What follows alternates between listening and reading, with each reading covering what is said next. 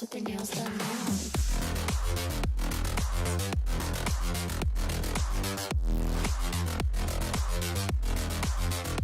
Girls with their nails done. Girls with their nails done.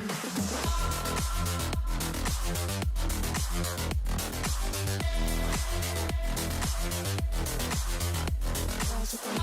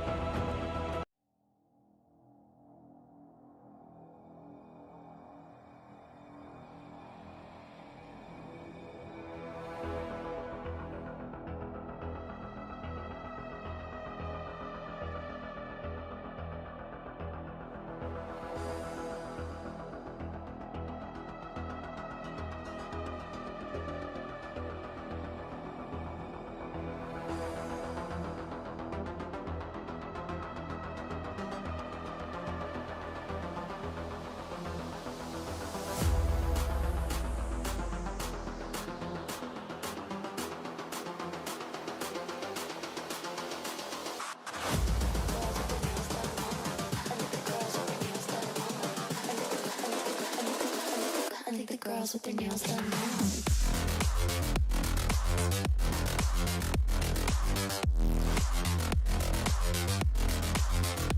Girls with their nails done. I think the girls with their nails done.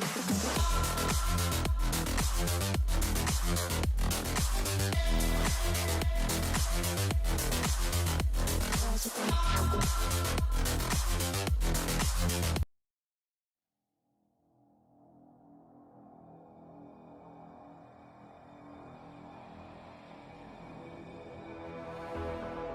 everyone, so welcome to Ooredoo Nation Season 3. We are already back to Season 3 and this is the first match of tonight, which is going to be held between Slain and Elpido, and we are already in the drafting phase. And before that, I'd be introducing ourselves once again, and in this casting day, I'm here with you, Istamama Sukrana, once again, and with me is Fredo.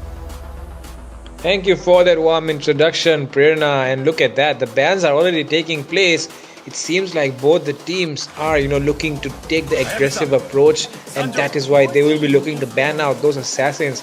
Both the teams banning out the Hayabusa and Ling on each side, and as well as those chip. The chip comes in so handy in those team fights with his ultimate. The shortcut as well comes in so handy, pops up into the face of the enemy when they are not even expecting. So yeah, the chip band, and oh my god, the Mia is actually a force to reckon with right now, don't you think?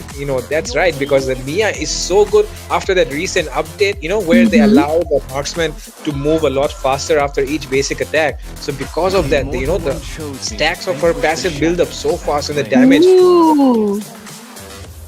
And with that being said, the first pick was from the side of Slain, and they have went in for the new hero Sui, and he has been a very good jungler in this recent gameplays, and this is gonna be the first time we'll be seeing Sui in jungler lane in this tournament and in this tournament area, I would say, because in the recent tournaments we haven't seen that much use of this hero. So I am particularly very excited to watch this match. And if we look at the banning session there, Roger is banned, Hayabusa is banned, and so is Gatotkacha. So we all know about the devastating damage comes out from that Gatotkacha's ultimate, and as well as that Oogie Shadow from that Hayabusa. So if we talk about Hayabusa recently in the current meta, he has been a devastating hero. And if we talk about Roger as well, that has a lot of mobility, and that hero can be played in the jungle lane and also in the MM lane. So this is a hero that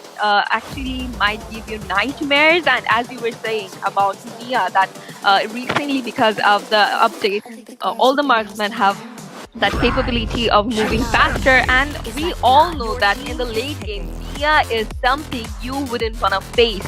And with that being said, we can see from the side of lane they have picked onto Zask and Carmilla, and the amount of damage that comes out The from the girls with the Zask nails from the done. mid game to the late game, that is devastating, and he can single-handedly handle all the players if you ask me. And with that, there is a Carmilla which can bind up to 3 heroes with her ultimate.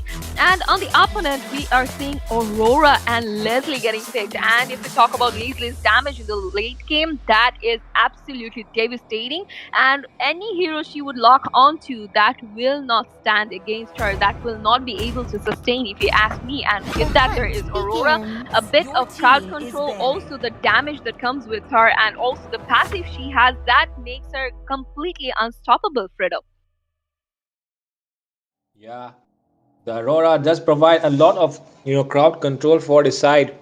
So yeah, the Aurora Chivalry is will be a very dead. nice pick to counter that Suyu, to counter that Zas, even the Carmilla, because if she is able to freeze them down for even a Mm-hmm. 1 or 2 seconds, then the team will I be able do to what deal a I lot of want. damage in that moment. And that is why the Aurora pick is very nice here. And to finish off that first pick phase, they have decided to pick that Ruby. I was really expecting the Leslie to go gold lane, but after that Ruby, the Ruby I do not think is the best option for the EXP lane. She does pretty good, well in that gold lane, but in the EXP, I'm not really sure that Ruby might work out well. But for now, we see the next bans coming in already. It will be the Clint and the Dyrod here. So banning out the Dyrod does feel like, they might be looking to pick up a tanky The fighter. girls with the Maybe the nails Terizla, done. maybe the Phobius, or even the Hylos, because the Hylos is still left open. Oh my god. What do you think, what will be the side of Team Slane looking to pick up to follow up that Dyrod ban? I guess they might go for that Hylos thing as well, as you were saying, because in the opponent we are not seeing any roamer getting picked, so there is possibility of Hylos getting banned, but that would be DK from their side. And we can see from the side of Elpido, they have banned 2 marksmen, that is the Queen and the Hanabi. So they are going for Lazily, so they do not want any Hanabi player over there, which is very very understandable. And that will be ZK7 who would be picking the next hero. So I believe they might go for the roamer, and they have went for the Hylos. So Ruby would be going in for the EXP lane, I believe, or it might be a roamer as well, and Hylos might go for the roamer or the EXP lane. And on the other hand, we can see there is a Lela and also an Oh, Eddie. Oh my god. Alela being picked up. Very, very, Oh my a very, god. very bold, bold move coming in from the side of Team Slane. They really look like they want to slay this entire game themselves with that Lela dealing a lot of damage from the backlines. Sometimes even out damaging, the Leslie, because her range is just way too much once he gets that malefic gun. So yeah, it will be a very interesting match to find out if this Leslie or Lela, both of them have ridiculous amount of range. So which one will be able to out damage the other one in that goal lane. Meanwhile, Edith has been picked up, and to finish up the draft, the side of Team Elpido picking up that Hylos and Bane. And with that, ladies and gentlemen, we are already on that loading screen and we'll be heading into the land of dawn. This is the match between Team Elpido and the other team as well. So yeah, Prerna, which team do you think will come out on top in this? Considering the draft which have happened on both sides.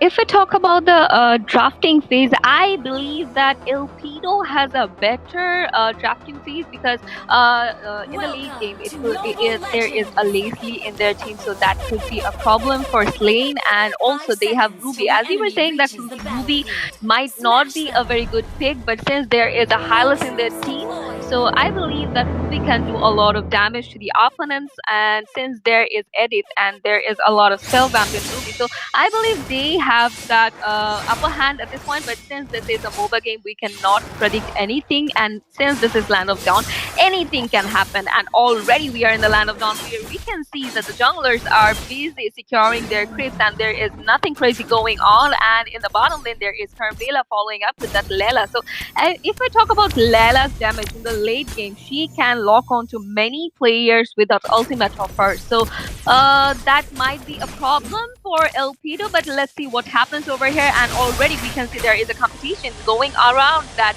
lethal wanderer area, and the Elpido were able to secure that lethal wanderer. And we are already seeing that Aurora is trying to put a lot of damage on that Suo, and also with that on that Carmilla, but they were able to sustain in the situation and were able to retrieve from the situation.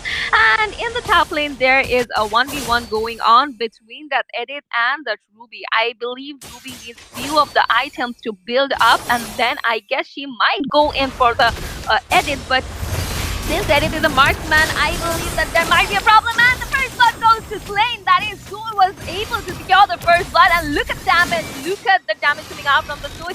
And Ben is getting chased down. And Ben's kill was also secured by the Soul. Double kill secured by them. And that's an amazing start for the side of Slane. And there is still a chance that Lela might get down. And Lela was being taken down by that lazy. Soul took a lot of damage. And he has to retrieve from the situation, because look at the damage coming out from that Aurora. So that was an amazing move coming out from the side of Flame, even though they had to give out Lela over there. But Soon got a very well game over there. And with that being said, the turtle is there. So let's see any type of turtle fight happens in there. Yeah, it does feel like the turtle is being taken down right now by the side of Team Elpido. No contest whatsoever from Team Slane, and Elpido securing the turtle comfortably. The Suyu trying to do something there, but no, he won't be able to do anything there. His team is not there for the backup, and with that, the kill already going into the favor of Team Slane though. But meanwhile, the goal difference also doesn't seem to be so much. For now, even though they got the turtle, it does seem like Team Slane still have that farm. But look at that. The Leslie has secured the kill for the side of Team Elpido onto that Lela. So it does mean in that goal lane, the pressure is building up on the side of Team Slane. And that is not a good news. They do not want to deal with a fed Leslie. And look at that. The Arm of Friend connecting onto Edith there, but not able to do much in that process. Nobody there to back him up. And in the bot lane area, it does seem like they're trying to gang down that Lala again. They do not want to deal with the Lala in the late game. And look at that, the Zebane, she seems to be out of position. The Carmilla's Curse of Blood is connected as well, but there is enough mobility on him to make the escape. Oh my god, taking that kill on the Suyu as well. What a damage coming in from the Bane. Will he be able to escape? Yes, he is. He's going between two turrets and making the escape. Oh my god, ZK7, you are putting up such a nice show for all of us right now. Don't you enjoy it, Prerna?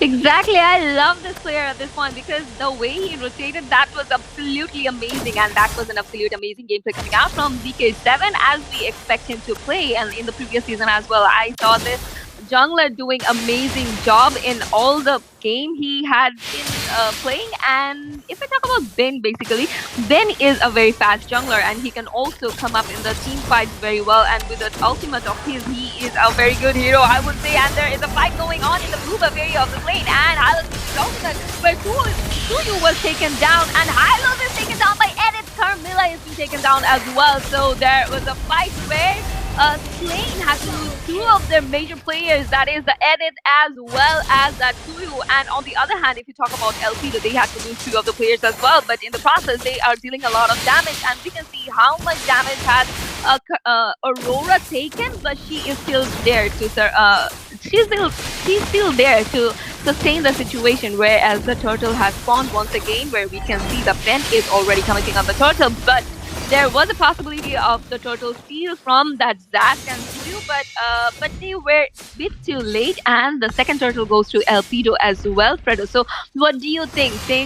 How things might end in this particular match? Well, looking at the snowball coming in from the side of Team Elpido, even if it doesn't feel like a very big snowball, it does feel like the farm just favors their side, because they have not been able to take down that Leslie yet. And look at the goal right now. The Layla and Leslie are head to head. The Leslie did build that endless battle first, so yeah, the true damage will be able to sustain a little bit more from her. But the Has Claw on the side of Layla as well. The both the teams really seem to be focusing on the junglers for now. The Bane, no, he's taking the opportunity, trying to steal that jungle away from the Suyu. But meanwhile, look at that. They're trying to gang down the Layla right now. The Layla doesn't seem to be aware. She has to maintain her position. Oh, flickered in the wrong direction. Taken down immediately. Four member in that goal lane, bottom lane, ganking down, taking down the tower as well. A very good synergy coming in from Team Elpido there. Exactly, and Lela was completely cornered out there. So wherever she had used her flicker, that would have been a problem for her because she was completely outnumbered over there. And we can see the rotation is moving up to the mid lane at this point, and they are trying to go for that mid lane CSP as well, where we can see that Aurora.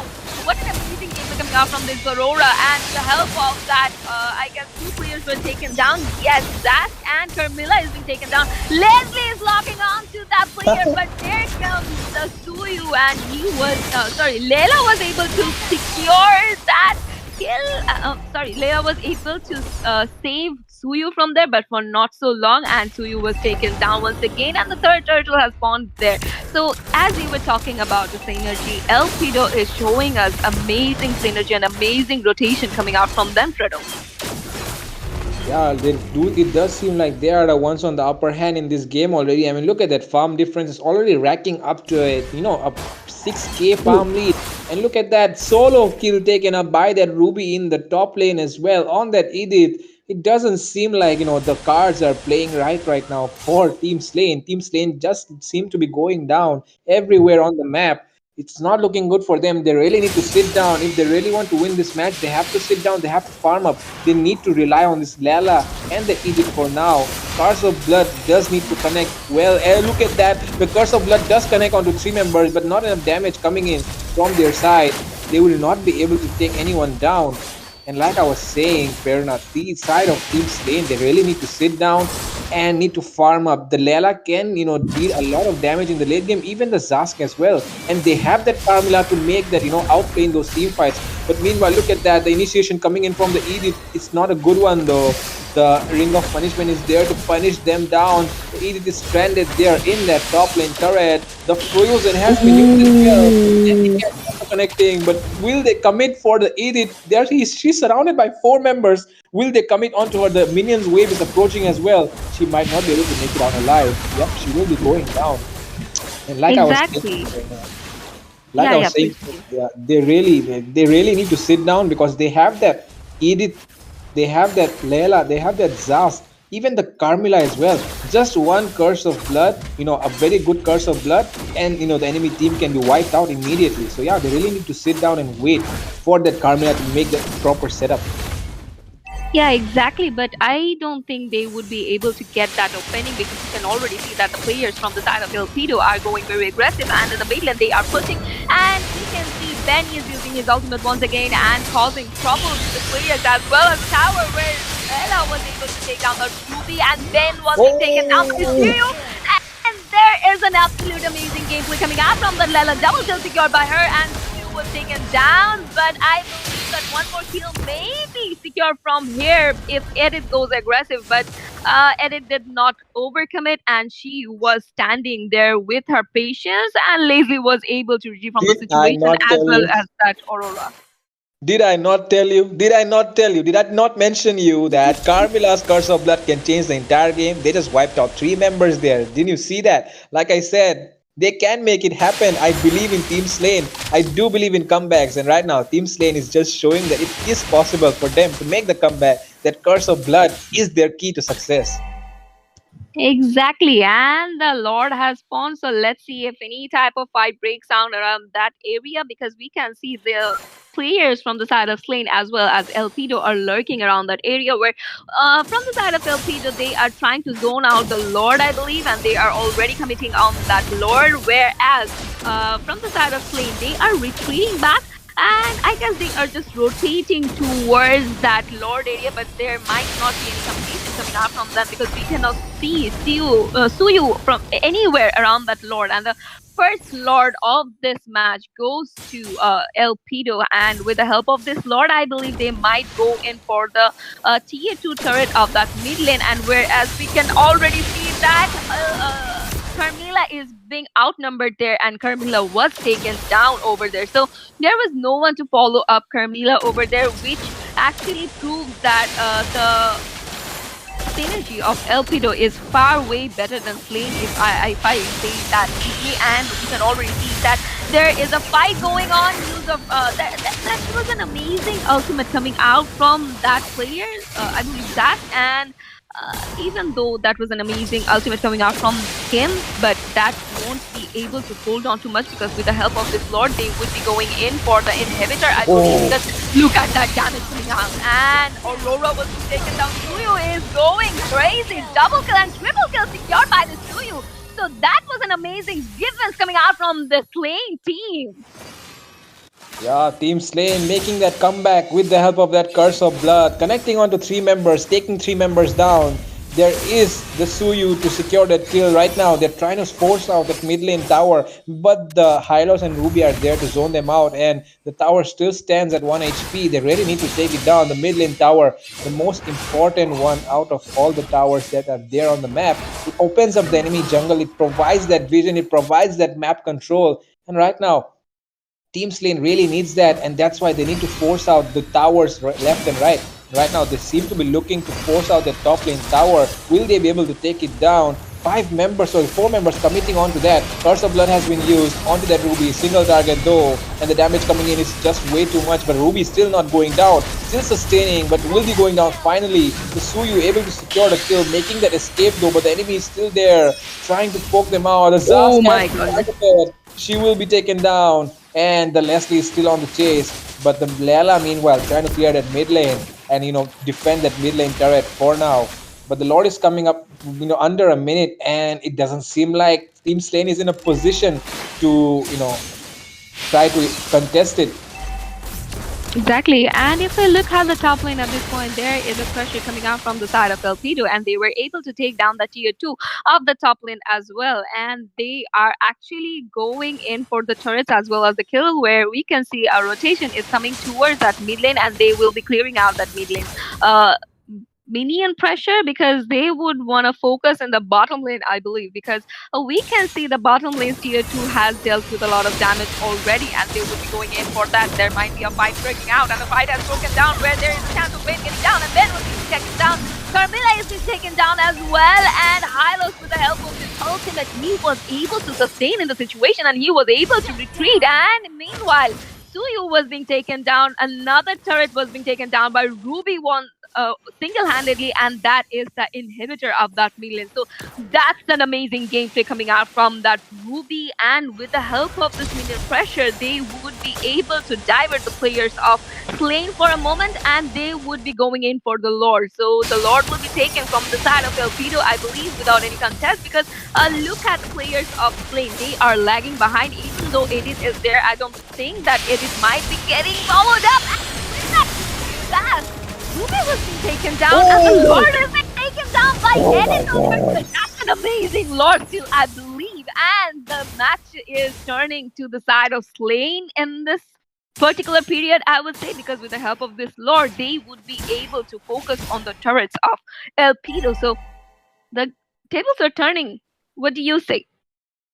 Yeah, it's just like I said, the Carmilla is coming up so handy in those team fights, and is Edith able to make the initiation with her Earth Shatter, trying to take down that enemy with her crowd control. And meanwhile, the Lord is marching down in that mid lane side. The Layla and the Suyu are there on the side lanes, clearing those lanes, making that lane pressure happen, and trying to push down that turret. But meanwhile, look at that, in the mid lane area, they're trying to force it. There are 3 or 4 members trying to force it down, but the enemy is there to defend it as well. Will they be able to get this tower? I do not think so. There's enough damage and enough lane clear on the side of Team Elpido, and they will be able to defend the turret successfully. But meanwhile, they have lost 2 turrets in the side lanes.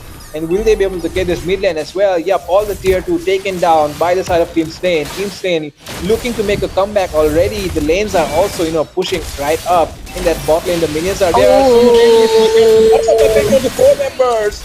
four members being corrected, but no, there's not enough damage. The Leslie out damaging the enemy. Two members taken down already. Three members down. The Hylos is charging in with his ultimate, and look at that. The Zaz trying to slow him down though. The Eye of Offended connecting on the two members. The Aurora is there to What freeze them is down as going well. on? It's Oh a my wipe god. out. Oh It did my feel god. like that. Yeah, it did feel like they were making a comeback, but that was a very, very, very, very sad display of of composure from their side, losing out on five members. Oh my God, they'll be ending this game. The Leslie. Exactly. Exactly. With that one minion, they would be able to take down that base without any type of weight. And the first round of this match goes to El Pido. So congratulations to Victory! them. And with that being said, we will be coming back to the next match with in a very short break. After a very short break. Be right back.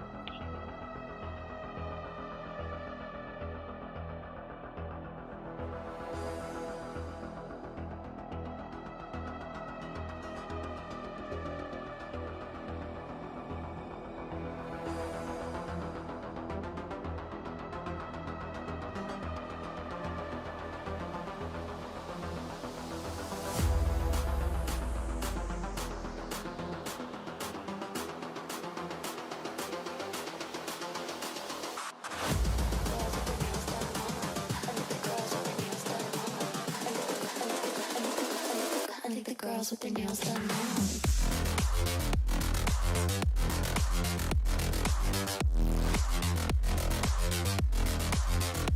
Girls with their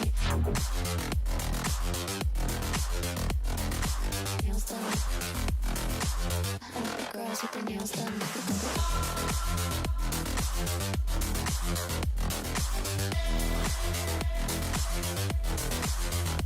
Girls with their nails done.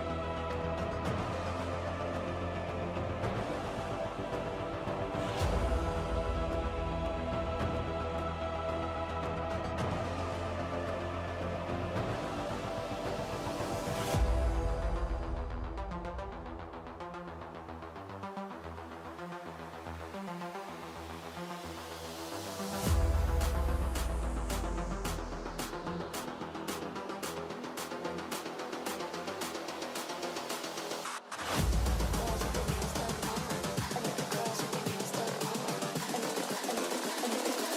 I think the girls with their nails done now.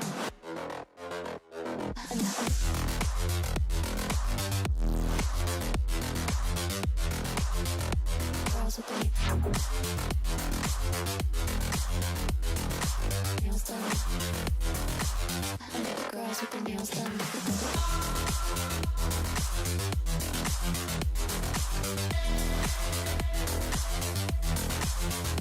Girls with their nails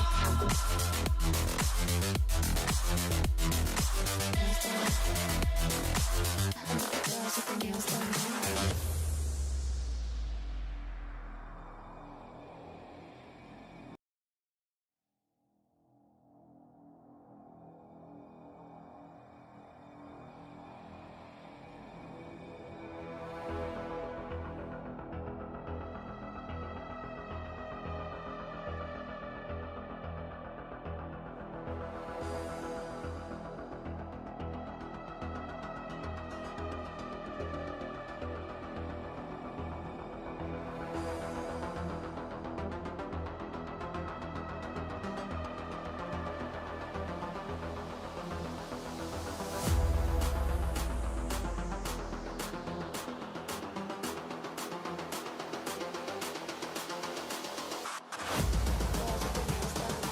I think the girls with their nails done. I think the girls with their nails done now.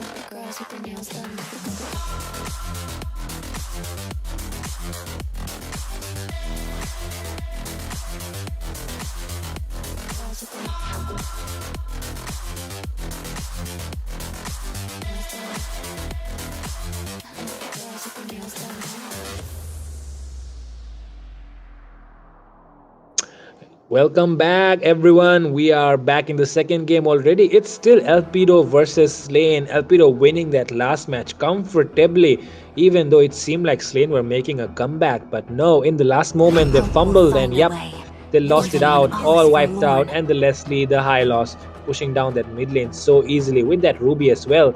But right now, in that second game, it feels like Slane will be looking to make a comeback and going with the aggressive approach. The Bane and the Roger picked up already, but the chip is still open. And look at that, the chip is on the screen right now. The side of Team Elpido might be looking to pick it up to outnumber in those team fights. But the Bane is a very big counter to the chip. So I do feel like they have to be careful if they decide to pick up the chip here. But meanwhile, look at that. The bans coming in already. The Katot Kacha, Hayabusa, Carmela being banned by the side of Team Elpido. And the Aurora, Ruby, Ling being banned by the side of Team Slane. But do you think the Roger will work out this time? Because Prerna, I feel like the Roger has been nerfed, so it does lack that transformation ability in that early game. So do you think the Roger Yeah. is a worth it pick here? I don't know yet because they might have a strategy. Whereas we can see that Roger is going for jungle and Vayne is going with a flicker. So I believe that if Roger went in for the marksman lane, that would have been better because Ben has a very fast ability of jungling.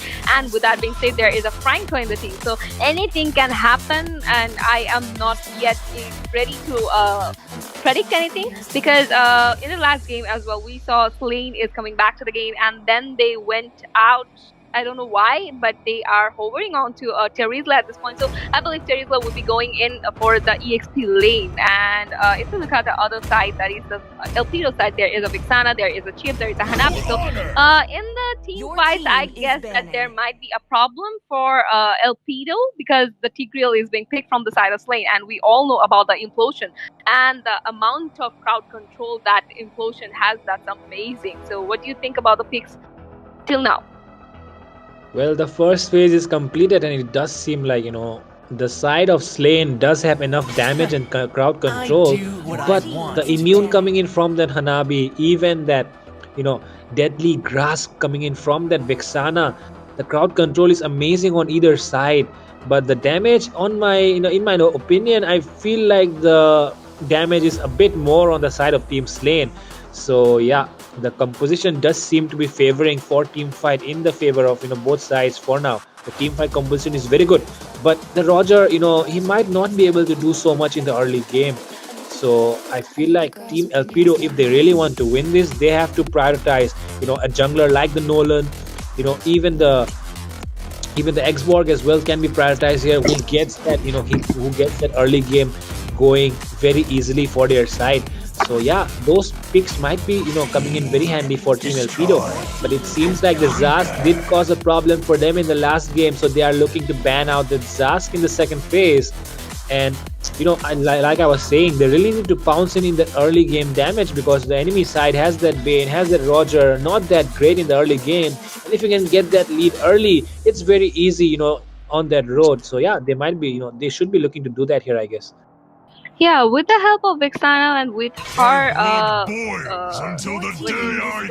with her stun, she might actually do a lot of amazing stuff in the early game, I believe. But let's see what happens over here, and we can see Tyrant getting banned out, and also the Balman. So the next ban would be coming out from the Elpido. That is the last ban of this round would be coming out from Elpido. So I believe there is still a chance of Louis getting picked. So they might just ban out that Louis because with her diversion, she can also travel to different places, and that would not be an amazing thing. So Elpido should go in for the, I believe, a mage ban. And yes, they have went in for the Zushin. And we completely forgot about Zushin. Zushin is a very completely annoying hero.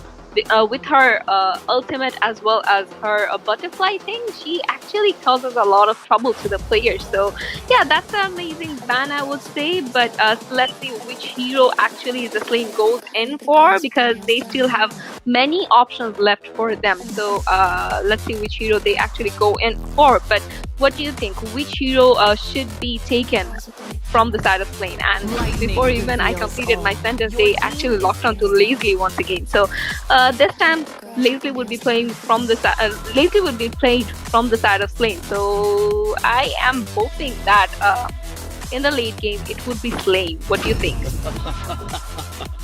Yeah, the Leslie does have the late game power spike and she does true damage, so there's no way you can immune that out as well.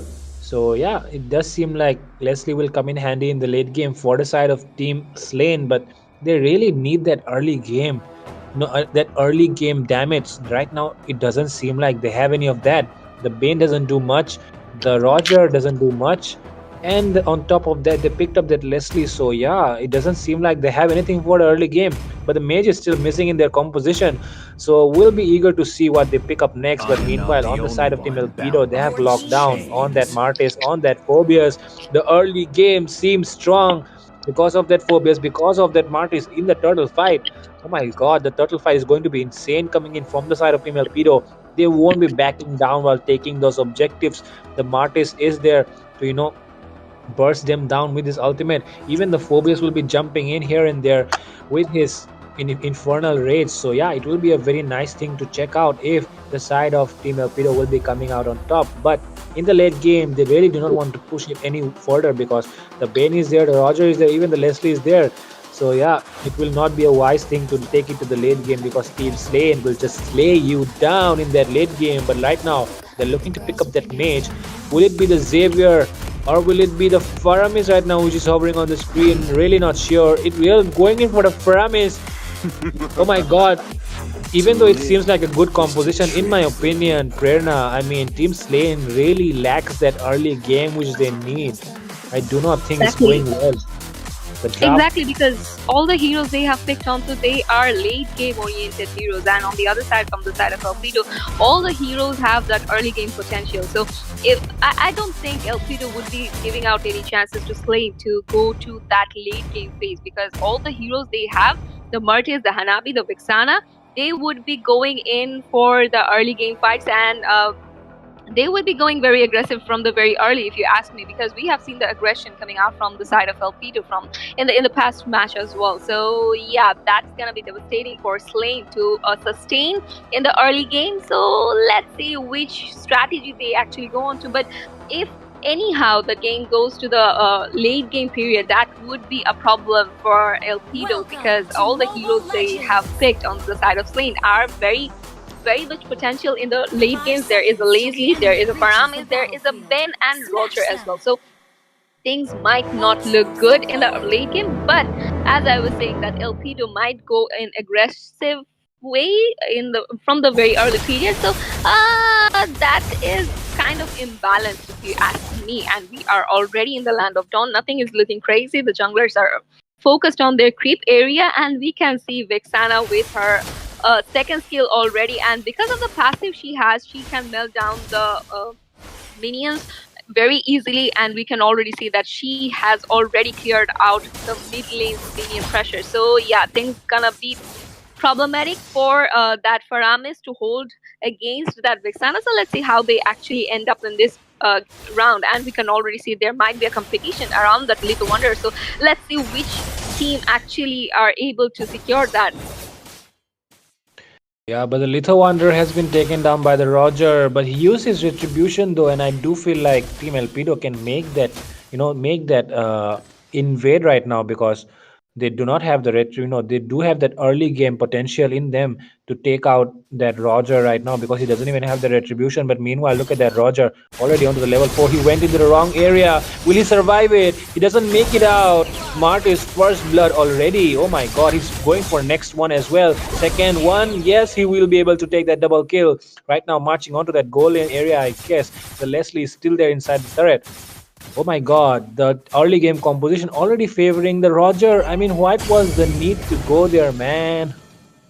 Exactly. He just threw himself into that fight, and that was a not a wise decision. That was not a wise decision at all. And in the EXP lane, we can see the Vayne is trying to clear out the minion pressure. So, if we talk about Phobias versus Vayne, that seems completely imbalanced to me because the amount of damage that Phobius might do on that Vayne is gonna be insane. And already the turtle has spawned, and from the side of Torpedo, they will not give any chance to the players of Slain to come around that turtle area. And the first turtle was being secured from the side of Torpedo, and they are actually doing lane cut. They are doing amazing snowballing things, and we can already see that Phobius is going to was trying to lock onto that Vayne, but just because of the turret thing and with the help of that Tigreal, he was able to sustain in that area. But let's see for how long he is able to do that, because we can already see Chip is trying to back up that Phobius, and the amount of damage that comes out from him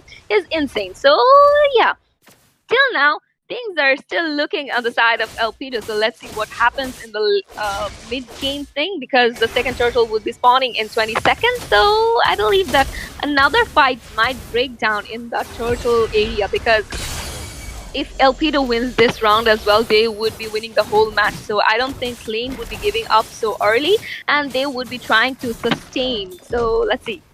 What do you think, Fredo? So what do you think? Which team might actually win this? You Any know, prediction? considering the compositions right now, it does seem like they have the favor because of that early game composition, and they're really taking advantage of it. But the goal difference is not so much. They really need to pounce on it. Actually, they have the chip to make that engage. If they look at that, the Phobos is going in right now onto that Bane, takes him down already. The Roger caught on position as well. Yep, going down already. The Take Drills implosion coming on to two members. The Faram is using his ult to make that escape there. And right now it seems like only the Phobius will be going down on the side of Team Elpido, and Team Slain will be able to sorry, yeah, only the Phobius will be going down. They will be able to secure two kills already, and the second turtle is up as well. And right now the goal difference seem to be building up only. And Team Slain, I do not think they're in the position to take any sort of fight right now because they do not have the damage. Exactly, and we can already see that the turtle is being committed from the side of Torpedo. So let's see if Blaine is able to steal that turtle. But Ben was able to steal that. That's an amazing Ben gameplay, if you ask me. And we can already see they are trying to chase down that Roger, but Roger Roger just ran away from that area, and with the help of the Pyramid, they are trying to hold on. But I don't think they would be able to do that for long, because you can already see Mart is going in, Toby is going in as well. So there might be a kill, and that was kill of Marcus instead. But Pyramid was able to take down that Phobius. That's an amazing gameplay, if you ask me. And we can already see the damage taken by that Tigreal was immense, just because of the tankiness he has. He was able to sustain that situation, where we can already see that Paramis is rotating very well, but he is in a very low HP, so he has to retreat. And with that minion clearing thing, he retreated from the situation. But we can already see that the player of Elpido is getting bursted out. Hanabi was being taken down by Roger. He just melted down that Hanabi in just 2 seconds. Oh my god. Yeah, Hanabi really not that tanky hero, able to melt down by that Roger quite easily. Right now, Roger already building up on his items, taking that Wind Talker, and he's trying to gang down that goal lane area, taking down the creep there as well. He really wants to make that initiation happen for his team. But look at that, the Marty is also there. He's aware of the situation right now, building up in that goal lane. The roamer really needs to get here in time. The chip is entering the wrong bush. Will he be able to make the escape? No, he will. Oh yes, he will be able to. Immobilize coming in. The team fight is very good. Param is able to use the ult as well. The enemy team is very low. Implosion coming in, connecting onto three members. Everybody is low at the moment. The Phobius is there to secure the kills. Double kill already. Triple kill. Will he be able to get the Maniac? No, he will be going down. But right now, it's a very good team fight for the favor of Team Elpido. What do you say, Prerna? I would agree to that. And with the help of Vixana's ultimate as well, they were able to take down the turret. And if you look at the current situation, LP to secure one turret as well as Slane. And if we look at the goal difference at this point, they are in an equalizer. So anything can happen because the kill difference is not that much, as this is going to be a deciding match for Slane.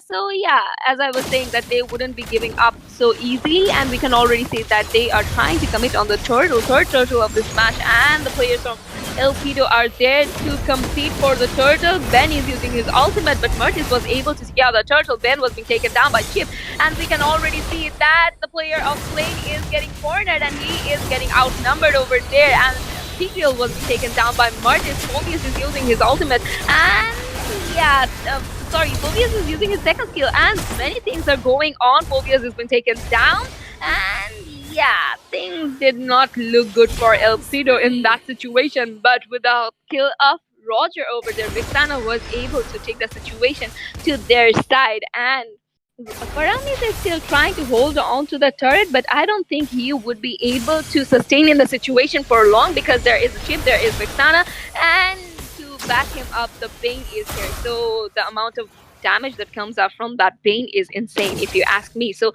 yeah, for now they are able to sustain in the situation, but let's see for how long they are able to do this. And we can already see that Vixana is rotating. So if we look at the top lane at this point, there is a high possibility of Ben getting cornered out there, because Phobius is there, Chip is trying to follow up, and yeah, things are looking quite passive if you ask me. Yeah, for now it does feel like Team Slane are, making their way back into the game slowly but surely, because they are building up on that farm right now. The Martyrs might get caught out. He does have his second skill to get that escape there, the immunity coming in from his mortal coil, and right now the Chip has used his ultimate, but it's not connecting on to anyone at the moment. And the side of Team Slane able to make the safe escape already. In the meanwhile, look at that top lane tower being taken down by that Bane already, and the Phobius is already on his way to defend it. But it seems like the early game advantage which Elpido should have pounced upon, not able to do so, and because of that the goal lead is still less than 2k. So that means the game is still in favor of Team Slane, because they scale way more than the side of Team Elpido. And look at that, the Lycan pounce connecting onto that Vixana there, but not able to do enough damage. Vixana takes down that Roger, making that mistake. Implosion connecting on the 3 members there, but will they be able to get enough damage? He will not be able to. The Tigreal gets taken down, the Bane is down as well. Right now the Martyr is onto the triple kill already. Oh my god, the only member surviving is that Leslie, and it will be that easy Lord coming up for the side of Team Elpido. What a team fight it was. It seemed like, Team Slane was making a slow comeback, but no, they lost the lead again in that team fight. Exactly, and the Lord was being slayed by Martis over there, and with the help of that Eternal Guard, I believe the implosion did not work so well for the side of Slane, and we can already see that their turret, tier 3 turret of the top lane, has taken a lot of damage. Even though Paramis is there to clear out the lanes, I don't think they would be able to sustain for long, because the minion pressure coming in that EXP lane is insane. And the Lord would be coming out from that bottom lane, and whereas we can see that Roger is facing off that Hanabi, and Hanabi understood the situation and was able to retreat. There might be a fight breaking out in the mid lane area, because we can already see Martis was trying to hold on to a player that is the Bane, but Bane was able to escape the situation, because he maintained a lot of distance from the player.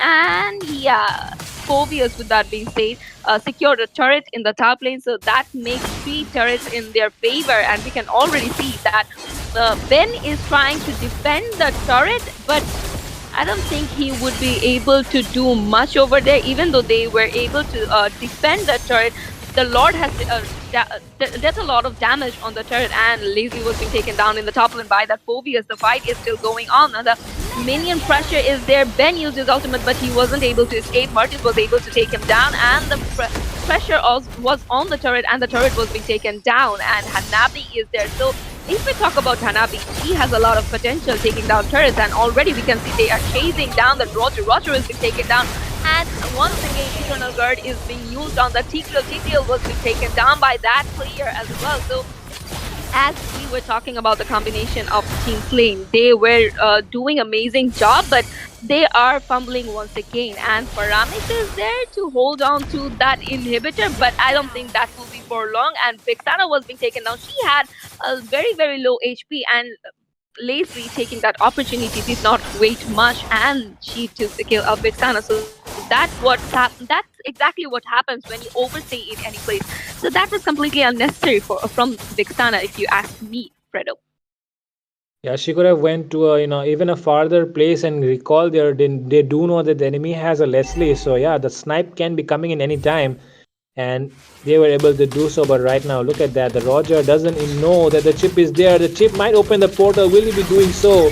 I guess yes, he will be doing so. Immobilized. The Roger might be going down. He will be going taken down by the chip. The team fight is broken out. The Faram is going down as well. Oh my God, things not looking good right now for Team Slane. They are way behind at the moment. It's almost 7 or 8k goal lead, sorry, 6 or 7k goal lead, and the bottom turret has been taken down as well. The inhibitor is not there, so the super minions are pushing in from that bottom lane side for them. Right now, the minion pressure is just building up, and the Lord is up as well. And it seems like Team Elpido should be looking to take the Lord instead of taking the fight there. It's very unnecessary to engage at the moment. They can take the Lord and make the next push instead of forcing out a fight right now.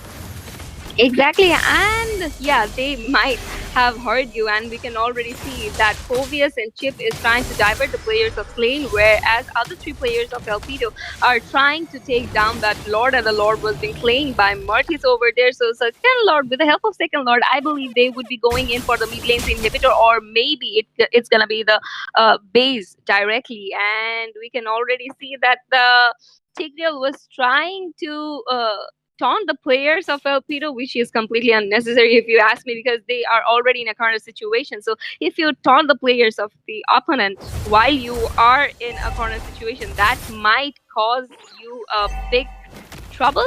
And we can already see that Roger was trying to split push in the bottom lanes area, which was completely unsuccessful, because even though the minion pressure was being cleared by him, the Lord would be coming out from that bottom lane, and we can already see that the players of Elpido are trying to do something in that blue buff area of Slane, and they might be going in for the mid lane's inhibitor, as I said earlier.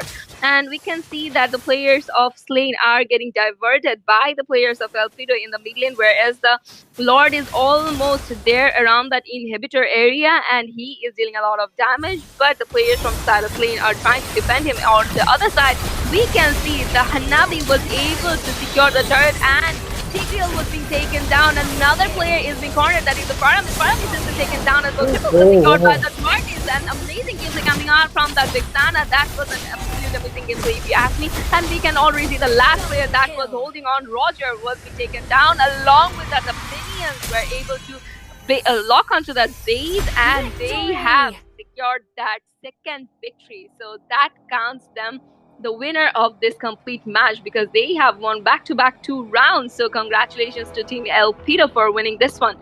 So we will be coming back with the second match of tonight, and before that we will be taking a very short break.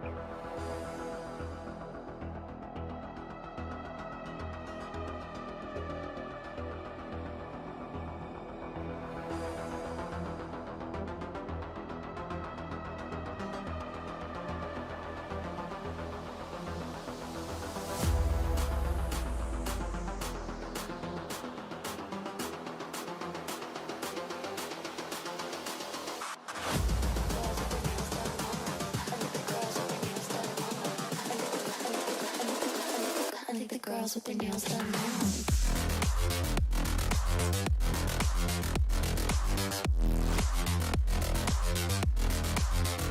Girls with their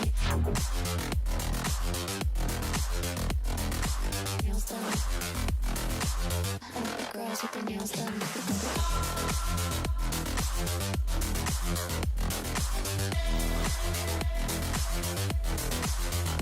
Girls with their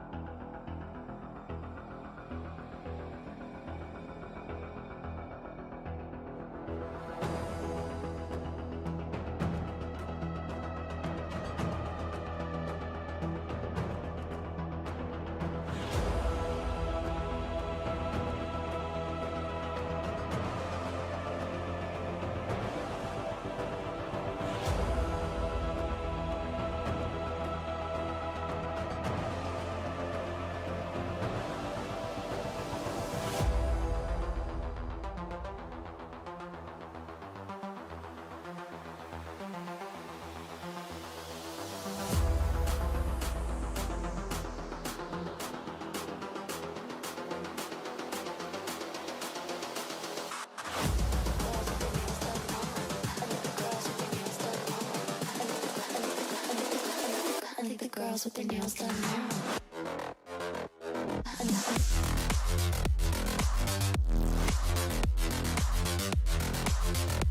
Girls with their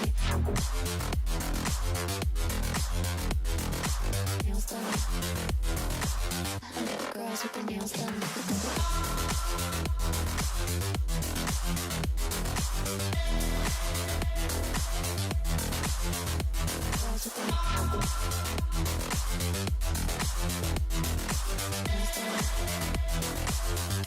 Girls with their nails done.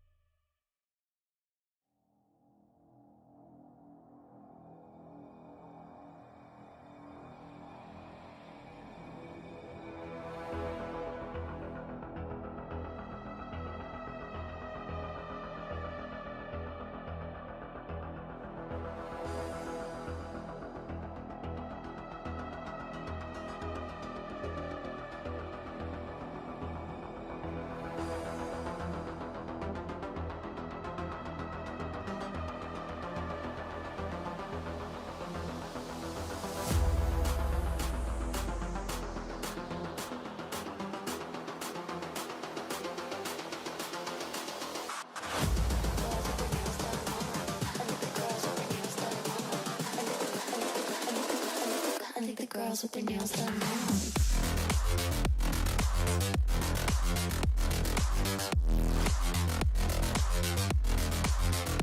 Girls with their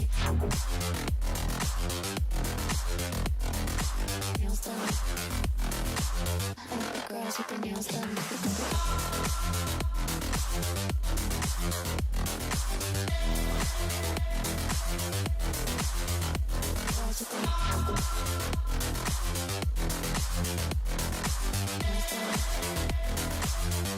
Girls with their nails done.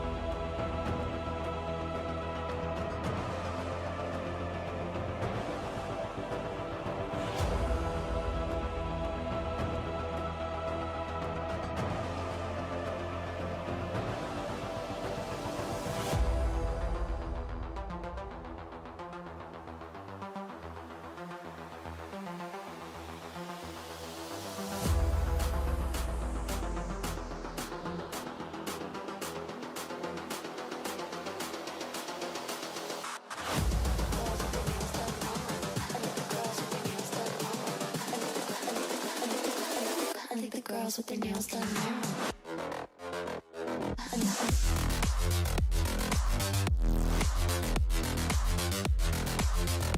Girls with their nails done. I think the girls with their nails done.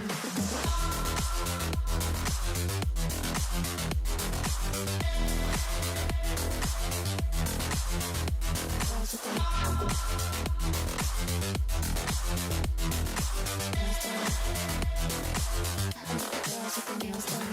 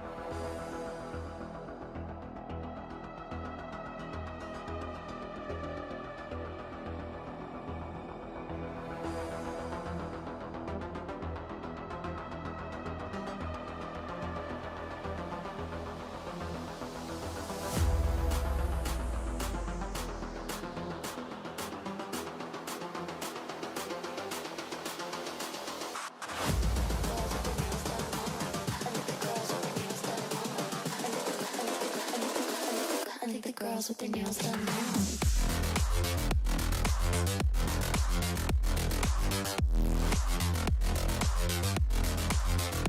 Girls with their nails done. I like the girls with their nails done.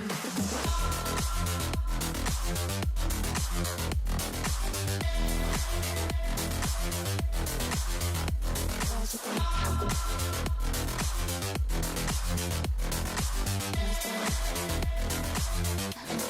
their nails done.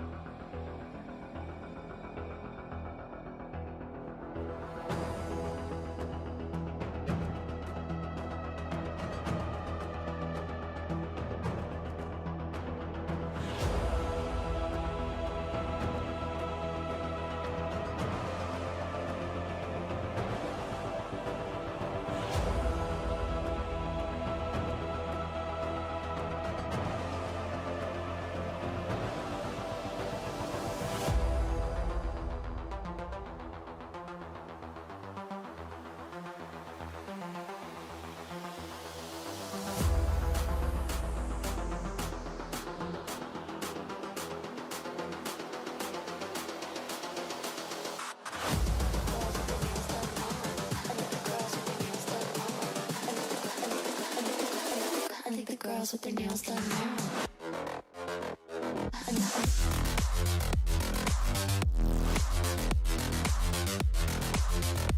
Girls with their nails done. I think the girls with their nails done.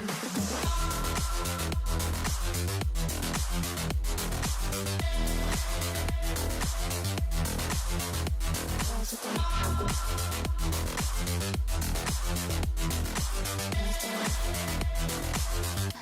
girls with their nails done now.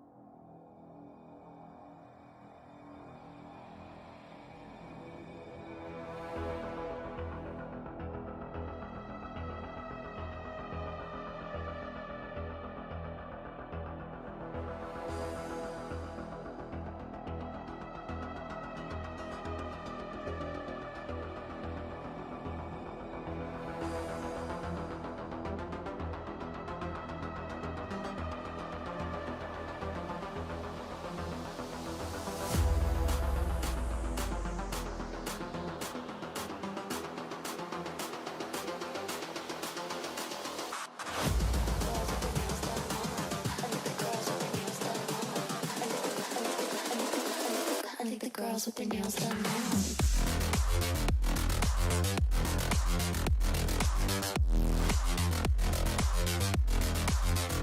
Girls with their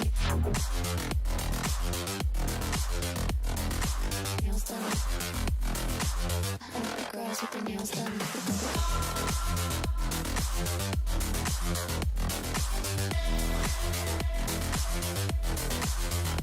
Girls with their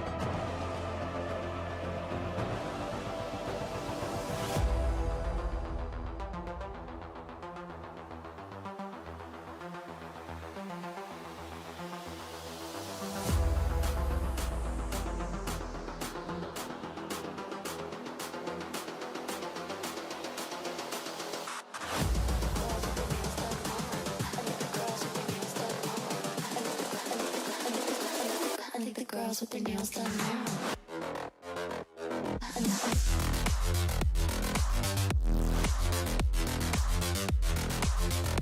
Girls with their nails done. Girls with their nails done.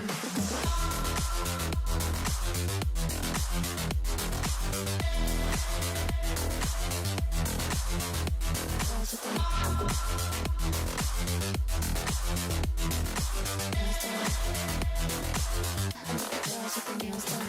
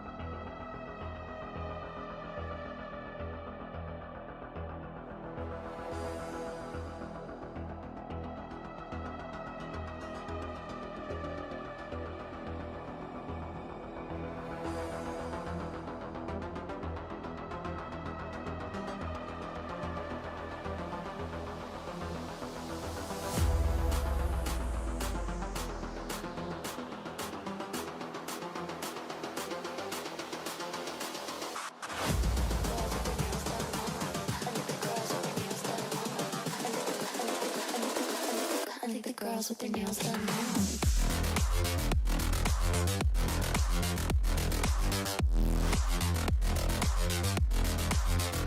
Girls with their nails done.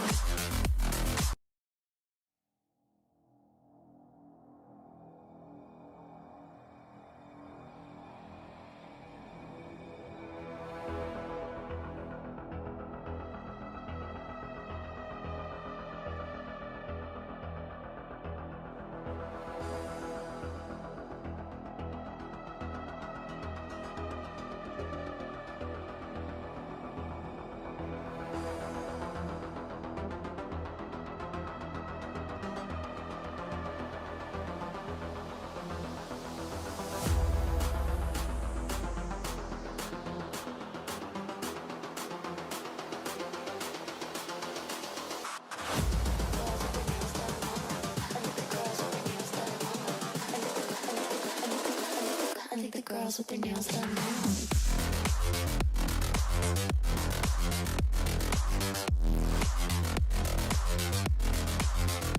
Girls with their nails done.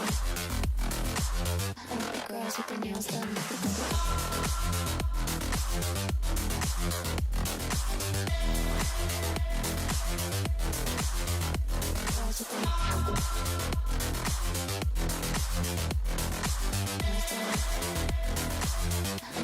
Girls with their nails done.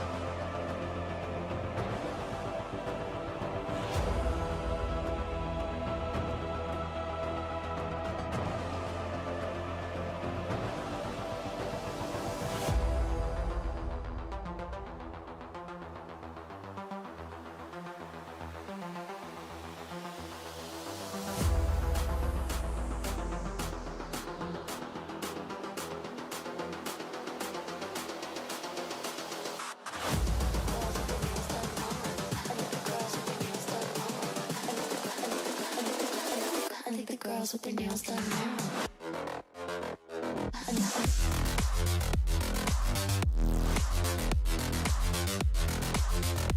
Girls with their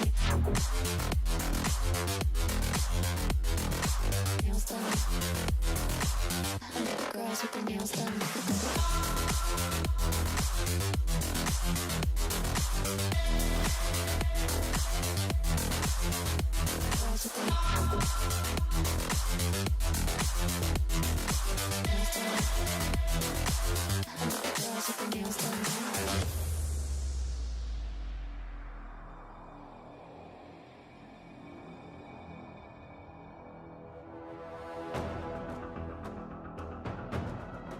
And this is the second match of the game, and look at that. It's Mug going up against Fumblers. I do feel like Fumblers are looking better on the draft so far. They have that crowd control coming in from that Ruby, from that Tigreal, and right now all they need is the damage.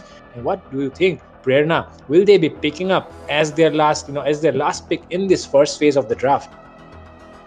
Before even you finished your sentence, they have locked onto that Vixana. So if you look at the opponent, there is a Gatotkacha, Aurora, and a Minotaur. So there would be a lot of damage as well as crowd control as well as healing, if you ask me. And if you look at the banning phase, there is Zaz, Chip, and Hayabusa from their side. And if you look at the Fumblers, they have went in for the Link, Suyu, and Zushin. So they have actually banned on the meta-oriented heroes. On the other hand, the Mugs have went in for the personal bans, I believe. What do you think?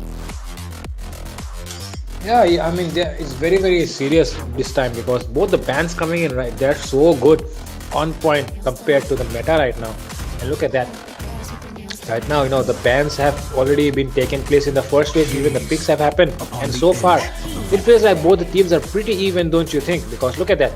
The Ruby going up against the Gatotkacha, the Vixana, the Aurora, the Minotaur, the Tigreal. I mean, it's just a head-to-head, neck-to-neck competition right now in all the roles because the EXP will be dominated. I mean, we don't really know which one will be dominating in that, role right now. And so far, the first ban coming up will be that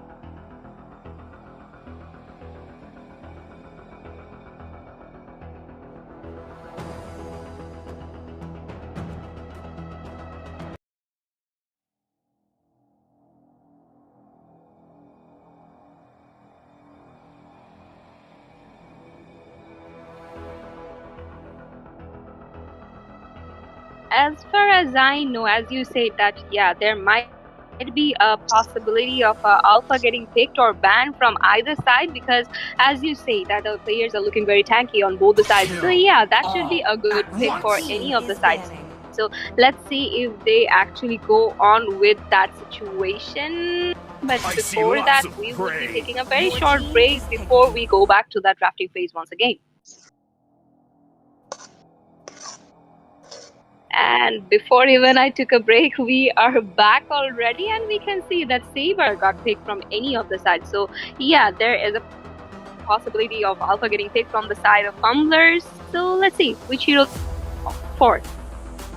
It does seem like they have to go for the Alpha, but instead they'll be going in for the Bane. And I'm really confused why they have decided to ban out the Saber here because, I mean, they have enough crowd control to nullify that Saber as well as enough HP and sustain on their part as well.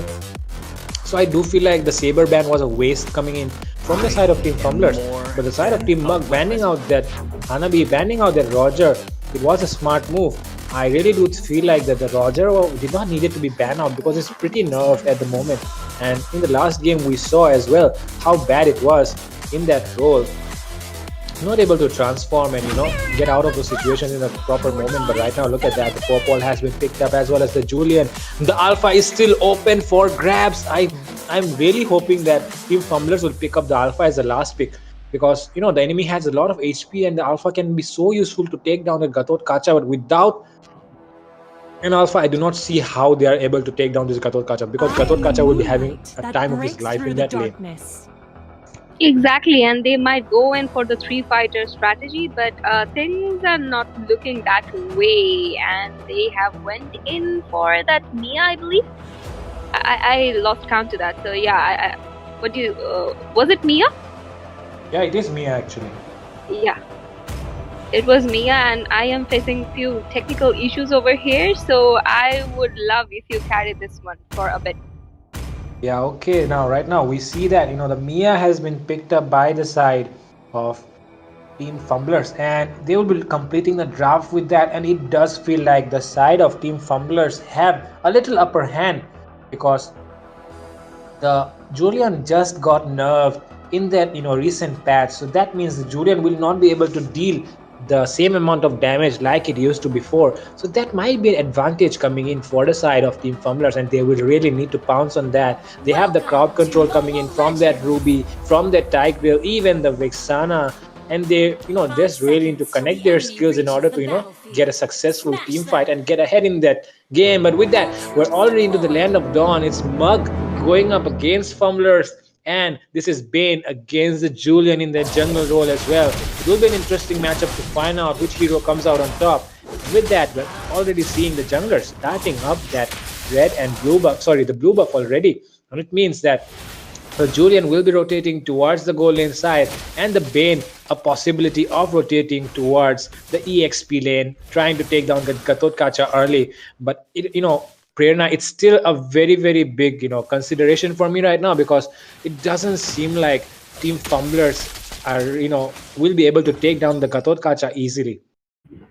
I believe that as well, but let's see what actually happens over here, since this is the land of dawn and we cannot be actually predictable about anything, because anything can happen over here. And we can already see that in the bottom lane a fight is going on, and there is a possibility of that Mia getting picked on, but Mia is able to maintain a distance from the players of Mug, and there was a possibility of Vexana rotating, but Vexana was being taken down, and that's the first blood of this match from the side of Mug, and they are going absolutely aggressive, and I believe that he will be able to retrieve from the situation, but the players are looking very cornered, and Tigreal is taking a lot of damage, and Tigreal might be taken down, and Tigreal was able to take his kill, and they have to retrieve from the situation because they have dealt a lot of damage as well, and there is a Mia, so there might be a possibility of coming back of this Mia in this current situation. So yeah, they were able to retrieve from the situation for now. So let's see if they are able to hold on to this pace. And if you look at the EXP lane at this point, there is Ruby versus Gatot Kacha going on. So that's very interesting because we can already see that Vixana is there as well. So I believe that the Ruby would be able to corner out that Gatot Kacha, whereas we can already see the commitment is coming from the turtle from the side of Fumblers, and they would be able to secure the turtle without even any competition. And as we all know that Ben has that amazing ability of jungling very fast. So that's an amazing gameplay. I would say that's an amazing draft from their side, if you ask me. Yeah, you're right about that. The turtle already taken down by the side of Team Fumblers. And that means they have that shield on them right now. It will come in handy when they really want to, take that engage. Meanwhile, look at that, Team Fumblers trying to gank it onto that pop wall. The pop wall is a bit out of his turret, but yeah, the Minotaur is there to provide him that vision, and they will be able to make the safe escape.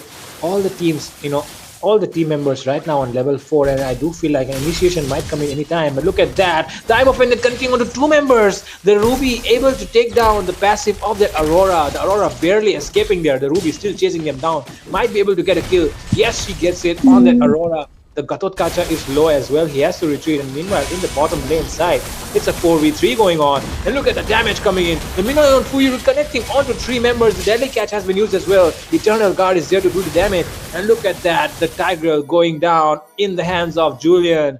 And it's a 1-man going down for the favor of Team Mug. And they are on a 3-1 kill score, already taking the lead on that kill score. Exactly, and we can see that Vixana had taken a lot of damage and he is trying to retrieve from the situation. The 2v2 situation in the bottom lane is still going on. Mia was able to connect to that Minotaur, and I believe that she would be able to take down few of the goals from the turret if the minion pressure is there, because we can already see that Minotaur has taken a lot of damage, so he would be retreating back, so there would be no one to follow up that Popol. But let's see what happens over there. But we can already see a fight is going on. A fight was almost there in the mid lane, but Vixana retreated from there, and another fight might break down in the bottom lanes area, because we can see a pressure coming out from the side of Fumblers in the bottom lane, and the turtle has spawned already, and the Mugs are trying to zone out the turtle. So let's see if they are able to secure this turtle. And in the meanwhile, in the bottom lane, the Tigreal is taking a lot of damage. So let's see if Tigreal is able to sustain the situation. He used his flicker to retrieve from the situation, and he was able to retrieve from that. But on the meanwhile, Vixana was able to take that turtle, and she was able to secure 1 kill as well. And the fight is still going on. So what do you think? What's gonna happen? Like we can see right now, 2 members taken down. 4-1 in the favor of Team Mug again. Team Mug coming out on top in the team fights. The Julian really doing well right now because even though he was nerfed, he has a 301 kill score on him already.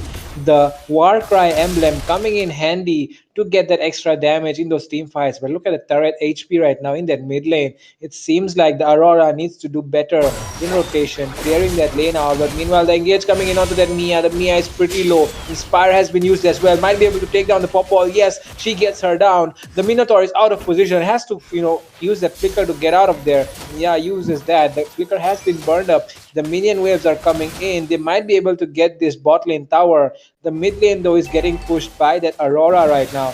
Tigreal trying to zone out that Julian will be able to do so. The mid lane tower, sorry, the bot lane tower is still getting chunked out slowly by slowly. Will they be able to get it? It doesn't seem like they will be, or yes, they will be. Oh my god, Implosion connecting onto two members right now. Minotaur Fury, sorry, Mino and Fury might not be used. He's so low. Julian is also taken down as well. 2 for 0 trade, but no, right now the Popol is there to secure the kill onto that Bane, and they have to retreat. And they will be doing so. The mid lane tower as well. Oh my god. Two turrets being taken down for just one member for the side of Team Fumblers. Team Fumblers, even though they fumbled a little bit in that early game, right now it seems like they're making a comeback. Exactly, and even though they are actually in a bit, even though they are falling in corner situations, they are able to retrieve from the situations and they are able to take the gameplay on their side instead. And we can already see in the top lane, the Ruby is facing off that Gato very well. She is single-handedly handling that Gato very well, if you ask me. And the third turtle is, it's the second turtle, right? Yeah, so the second turtle, in the second turtle area, we can already see that the fumblers are trying to secure that, and Ben was able to secure the turtle, and we can already see that Ruby was in a very corner situation. Ruby was being taken down, and the Minotaur is being taken down. Aurora used her ultimate very perfectly, but Mia was able to take down that Julian, and with the help of that Eternal Guard, Vixana was able to take down that Aurora. But look at that. Katarkacha went in and took the kill of Vixana over there, but he would be punished for doing so, and it's just Popol who is standing by. Yeah, even though the objectives are, the kills are going into the favor of Team Mug, but Team Fumblers, look at that, the map control on their side. They have taken down all the tier 1 turrets at this point, and the map, the jungle area is exposed on the side of Team Mug. And Team Mug really need to do better right now. They were taking that lead in the early game, but right now it seems like Team Fumblers have bounced back, and they are the ones looking to take the lead. And look at that, the Julian might be able to take down the Ruby there. The Ruby is pretty low. Flicker has been used as well. The Minion Fury connecting onto the Ruby, still able to sustain though, but not enough at the moment. Right now, she will be taken down by that Popol there, and the team arrives late for the backup. The Ruby might be cursing them right now for arriving late, getting taken down by 3 members. And look at that, right now Team Mug is making a comeback. They might be looking to take a fight right now at the moment with that man advantage, but will they be doing so? No, the Katutkacha will be using the avatar of Guardian to make the retreat, and at the moment it seems like both the teams are looking to slow it down a bit and take the game a little bit slow and trying to get farmed up at the moment. Exactly, but if we look at the current situation, 3 turrets was being taken down by the Fumblers, so yeah, they have a better map control. On the other hand, Mug weren't able to take down any turret, so yeah, that is actually gonna that's gonna be a problematic situation for them, because if the snowballing actually goes on like this would be a problem. Whereas on the other hand, Julian was being taken down by that Mia, and as we all know that Mia is a queen of that late game. So this is gonna be a problematic situation for Mug as time goes by, and already the Lord has spawned. And from the side of Fumblers, they are trying to commit on the Lord, and it's Tigreal who is actually providing vision for his jungler that the players of Mug are here, and the team is revealing all their positions, and Ben was able to secure that Lord without any competition. And even though we saw that Popol was trying to go in there, Minotaur was trying to go in there, but that was not successful, Fredo. Yeah, you're right about that. The Minotaur cannot really do much at the moment because once he goes in, he gets that stun from that from that Vexana, from that Tigreal, from that Ruby as well. So yeah, it's a very tough situation for the Minotaur to make any engage right now. all he can do is make a reverse counter engage when the enemy tries to engage on them. But meanwhile, look at that. The blue buff is still up, and the Julian is not taking it. He knows that the enemy might be camping there in that top lane area. And look at that, the Vexana approaches onto the scene. Right now, they might be looking to take an engage there. Oh, the skill's connecting, but the buff still goes to the Julian right now. And the Lord is marching down from that bottom lane side. But will they be able to get a turret? I doubt about that because it doesn't seem like there is enough damage. Oh, look at that Mia! Oh my god, taking down that Julian in that bottom lane side. Mino and Fury connecting onto two members as well. Avatar of Guardian taunts four people at once, but there's not enough damage on him. They are able to sustain it out, and five members still alive at 1 HP. Oh my god, did you just see that, Prerna? That was an amazing gameplay coming out from that Mia. That's what I was saying. That Mia might be a problem for the side of Monks because we have seen how she used her second skill and also her ultimate to come out of the situation and also secured triple kill, double kill over there. And with the help of that, Ben was able to clear out the orange buff area, and even though the Lord was secured by them, they were not able to take down any inhibitor with the help of that. And in the meanwhile, Vixana was being taken down by Popol over there. There might be another kill secure from the side of Mug, and we can already see that the players of Fumblers are taking a lot of damage, so they should be retreating, if you ask me, because if they actually go overstay in that situation, that might be problem for them. So they might be losing players over there. Yeah, you're completely right about that, Prerna. They have to go back to their base, heal up, take that, buff as well, take the jungle, take the minions, and get farm even more, and disrupt the enemy farm as well. I mean, I would consider. I would suggest them right now to freeze those lanes so that the enemy has to come out of their base to get any farm, and that will just force out a team fight again, and they will be going into the favor of Team Fumbler. So yeah, they have to really wait it out at the moment, but right now they seem to be eager to end. They are clearing out those minions, giving the enemy the chance to get farmed. That's not the right thing to do, but the Lord is coming up in a few seconds, and I do not think Team Mug are in any situation to contest for that Lord. Exactly, I believe that as well, because we can already see that they are locked inside their base, even though the Minotaur is trying to come out.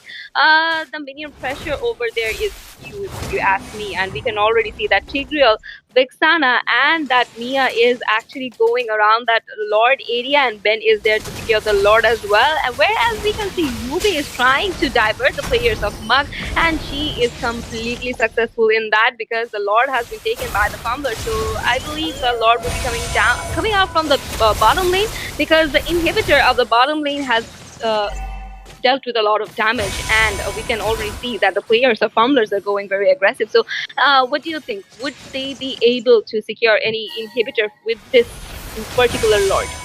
I mean, they might be even looking to end at the moment, because if a proper initiation comes in from that Ruby, from that Tigreal, there is no way the side of Team Mug can escape from that chain CC combination coming in. Because the Ruby is there, the Tigreal is there, the Vexana is there, a lot of crowd control on enemy side. Even that Bane with his ultimate deadly catch can do a lot of damage as well. But this time, oh, look at that though. The Mia has to be careful. Yo, look at that Mia. She's very low, and she will not be able to be, she will be able to escape. The Gatot still chasing on though. But look at that. Two members already taken down by the side of Team Fumblers, and the base is completely exposed. The Lord is marching down. He's targeting that base. Look at that. A lot of damage being connected by the Lord onto the base tower. The crystal is exposed. It has been taken down, and the first game going into the favor of Team Fumblers. Victory! So What a game. congratulations to them, and that was an amazing gameplay. And that's what happens when there is a Mia on your opponent and the Mia is fed. So yeah, you have to be very careful of that hero. So we would be right back with the second round of this match after a very short break.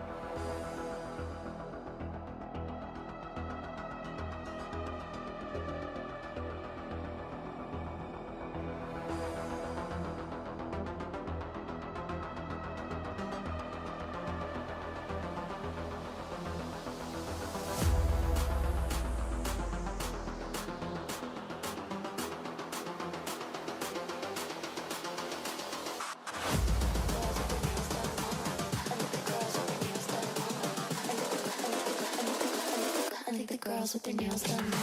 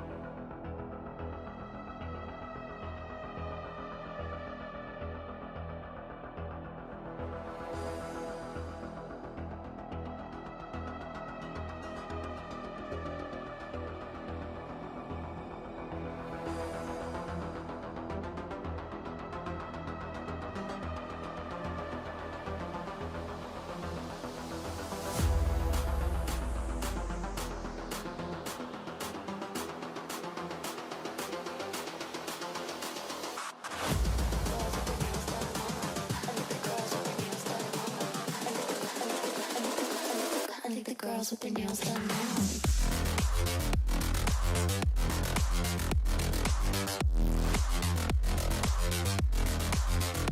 Girls with their nails done. I like the girls with their nails done.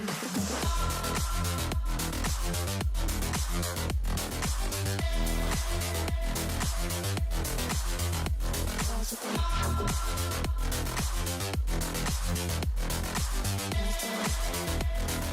I like the girls with their nails done now.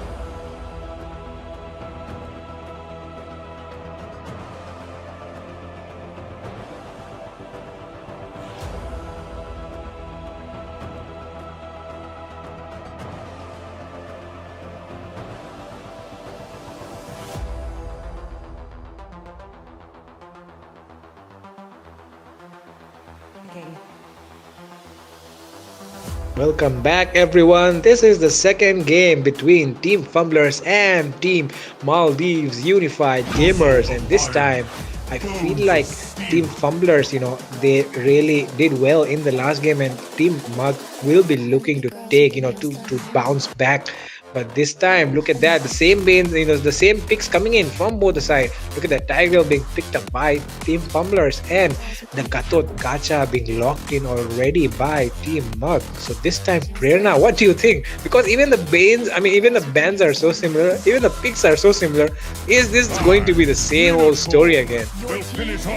I believe not, because I guess the MUG have learned that lesson. So yeah, they might have something in their sleeve to work out against this same lineup, because we can already see the lineups are same, the bannings are same, and already there's a Ruby and Vexana once again. So yeah, things are looking quiet like the previous match. So I believe that they would be going in for a few different heroes stepping out of their comfort zone, because we can already see that the players are trying to hold on to their comfort heroes. So see what they actually do over here. And if we talk about the previous match, we had seen that the Tigreal was doing a lot of damage to the players. So yeah, they should have banned out that Tigreal. I don't know why they left that open, and that should have been the first ban if you ask me. And with that being said, they have locked onto that Louis. So yeah, we will be seeing something new in this particular round. The moonlight that breaks through the darkness. Look at that, the Mia being banned this time. They really, look at that. Did you see the Julian? The Julian was going on a solo 1v1 with all his skills ready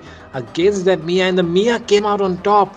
And that is why they're now afraid that even the jungler will not be able to do a 1v1 against the Mia. They are banning it out already. And the Luo E pick coming in from the side of Team MUG. And for a moment I was thinking that a restream might be going on at the moment, because everything was just so similar. The picks are similar, the bans are similar, until the Louis pick came up and I realized, oh yeah, we are in the second game, because otherwise it felt like the first game was going on and the sides were just swapped. And meanwhile, look at that, the second ban coming in will be that Hanabi, and from the side of Team Fumblers it will be that Popol. So a lot of gold laners being banned out in that second phase. So what do you feel like, which gold laner will be coming in handy? Because I do feel like the Harith has been not been used yet so far in the tournament. It's just been 2 or 3 games, but it does feel like the Harith is a very good hero in that gold lane area. So I do feel like the Harith could be prioritized by any of the teams at the moment. What do you say about that? And look at that Saber ban as well. Do you feel like Saber really needs to be banned, considering the composition which they have? I really don't see the reason why they're banning out Saber in every game. Ooh. I believe that they have any beef with that Saber, if you ask me, because many players are there who are just afraid of Saber. I don't know why. I'm one of them. I'm just afraid of Saber.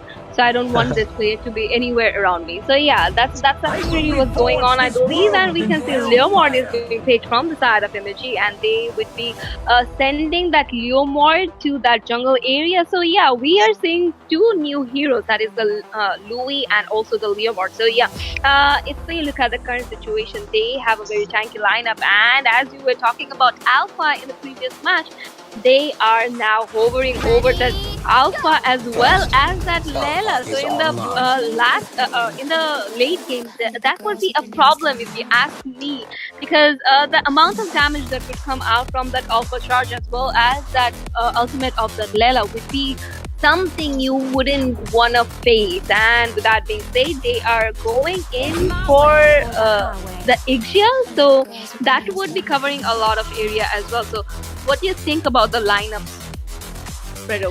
Which lineup does have that upper hand? Well, look at that. Michael Jordan picking up that Ixia to counter that Lela is such a nice draft in my opinion. It is a very good counter pick because even though the Lela can have a very big range of her basic attack, the Ixia with her ultimate can just outrange her. So yeah, with that you can win out the Lela easily, and on top of that the Lela doesn't have much mobility. So yeah, right now with that draft being completed, it feels like we're already on the loading screen. We're heading into the land of dawn, and it will be very soon we will be witnessing the Alpha going up against that Leomord, the Ixia going up against that Layla, and even that Gatotkacha and Ruby, just like the last game in that EXP lane. We will be interested to see which one comes out on top. In the last game, the Ruby did come out on top, and this time I feel like the Gatotkacha will be looking to take revenge on him. He will be seeking vengeance, and with that, we might be seeing the Gatotkacha come out on top this time. And with that, already onto the land of dawn, it feels like we're still on the loading screen though.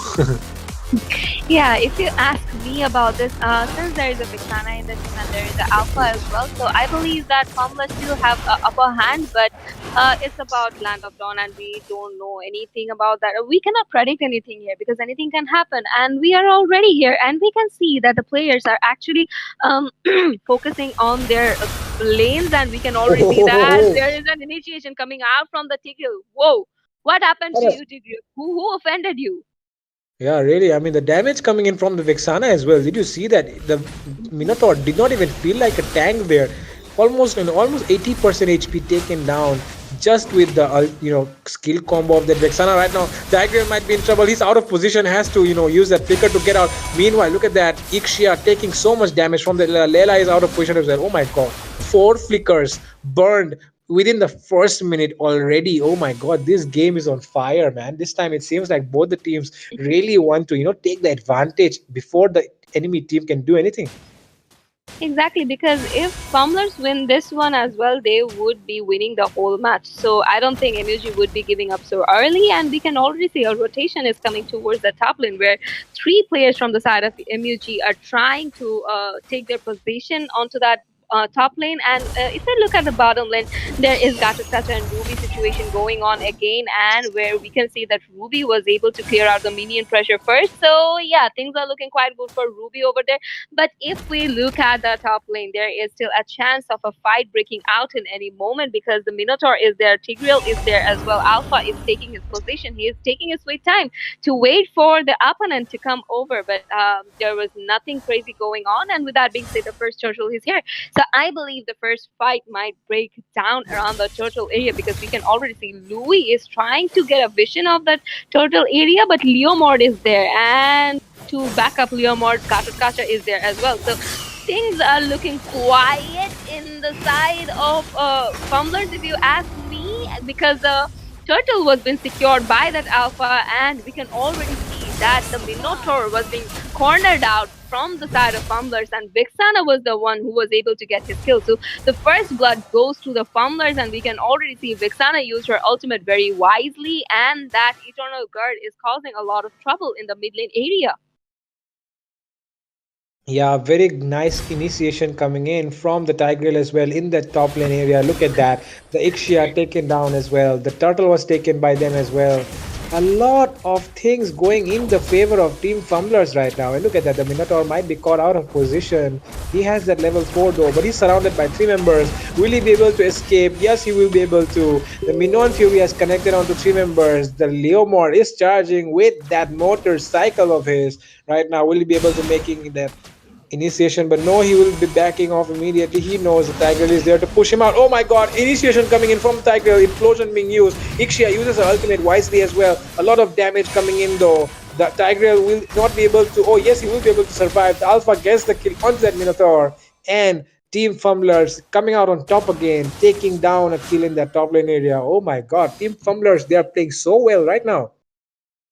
Exactly, and Alpha was there to save Tigreal over there, and Tigreal was able to sustain in that area. But in the bottom lane, if you look at that, Gatukacha is taking a lot of damage from that Ruby, and Ruby is somehow managing to clear out the lanes as well as putting pressure on that Gatukacha. She was also able to take down some gold from that turret. So, if the players from the side of Fumblers actually back him up, I believe that he might be able to take down that Gatukacha as well as some gold from that turret, but there is no one to back him up, and already we can see in the top lane the Tigreal is going very aggressive, and he is playing like an assassin if you ask me, because look at that initiation coming out from him. He is not caring about any player, he is just going in, and without being played, the second turtle is here, so let's see if any type of fight breaks down over here.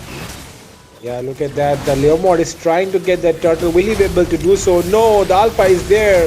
The amount of crowd control coming in on them, though. Oh, Ixia has used his ultimate as well. They are not able to sustain it out. 5 members charging in from the side of Team Mug. They really want to take the kill right now. Oh, the Minotaur goes down. The Leela finally arrives to the scene. Ixia is pretty low. Will she be able to take the fight? It seems like she's sustaining it enough, but no, look at that. Leela takes down that Ixia. The Leela is being chased down by that Gatotkacha right now. But will they be able to do so? Look at that. The diversion coming in play. And look at that. The Leela got off guard there. Oh my god. She goes down to that low E. A very nice diversion play coming in from Drexel from MUG. Exactly. That's why you should be careful about that Louis, and we can already see that Tigreal once again is going in very aggressive without the follow up of anyone, and he was able to get the position of the two players, so he was able to make them retrieve from that place. But there is a rotation going on in the mid lane area, so yeah, I believe that they would be able to sustain in this situation, because even though Minotaur was there to back up the Kafkacha, nothing crazy happened over there, and they are taking position around that bush area. So I believe that Minotaur is planning on ganking, if you ask me, because yeah, he seems very sneaky. And in the bottom lane, we can already see that Ruby is taking a lot of damage from those 3 players from the side of MUG, but Alpha is there to help once again, and Alpha charge used by that Alpha, and with that help, Ruby was able to take down that Leomord, whereas Ikyo was able to take down the kill of Lela over there, and Gatotkacha is being taken down by Alpha. And look at the HP of Minotaur. He was able to sustain and retreat from the situation. So that was just Tigreal holding back. Oh my god. That tank Yeah. is tanking and assassinating. And look at that, right now it seems like the Vexana is trying to flank in on that Ixia there. But will she be able to do so? Let's find out. And the Ixia really needs to be careful there. A little bit one step ahead, and she's done there. But meanwhile, look at that. The team MUG trying to take that turtle. The Minotaur way out of position. The Minotaur can be caught out here, but no. Alpha not trying to do that at the moment. He's focusing onto that turtle, onto that objective right now. The Tigreal trying to zone them out. Will he be able to? Yes, he's able to do so. Implosion connecting onto 2 members. The Alpha is there to back him up. The Ixia uses her ultimate as well. The Lela is pretty low. And no. Sorry, the Tigreal is pretty low, but he will be able to sustain it out. And look at that. 3 members down from the side of Team MUG. Team Fumblers are on the rise. And Prerna, Exactly. what do you think? What do you think right now Team MUG should do to make a comeback? They should hold on to the players, and I believe that if they actually Oh no, there is no saving from that because look at that Tigreal. That tank was tanking too much, and that's an absolute amazing tank gameplay if you ask me in this whole tournament. Even though the tournament started right now, but the Tigreal gameplay is actually something you'd remember forever. And as you were asking that what the MUG should do, I believe that they should stay back, they should maintain distance, and they should farm. Because if you look at the gold, they are already lagging behind in 6k gold, and things are not looking good for them. And they are not even trying to focus on the objectives. If you ask me, they are just trying to go aggressive, which is actually backfiring on them. And with that being said, Igio was able to take down that Vixana. Vixana just overstayed in that place once again. In the first match as well, we saw that Vixana is getting down from that same area because of the same reason, and this time as well she was being punished for that overstaying thing, and the rotation is going to the top lane. So what do you think, will they be able to take down the turret? Yeah, I do feel like they might be able to take it down, but no, the minions are not there. And look at the damage coming in from the Layla. Oh my god, the Louis gets taken down. The Minotaur is onto that Layla right now, but look at that. The Alpha is there to take down that Ixia. And at the moment, the turret is very low. Will they be able to make an escape? The Leomord might get taken down. Will he be getting low? Yeah, he's so low, but oh, look at that Ruby using up the flicker to get that kill onto that Leomord. The Gatot Kacha is the only member surviving. The turret will go down as well. The inhibitors are still alive though, and the shield is still up, but right now the Lord is up already, and it seems like Team Fumblers will be looking to take that Lord.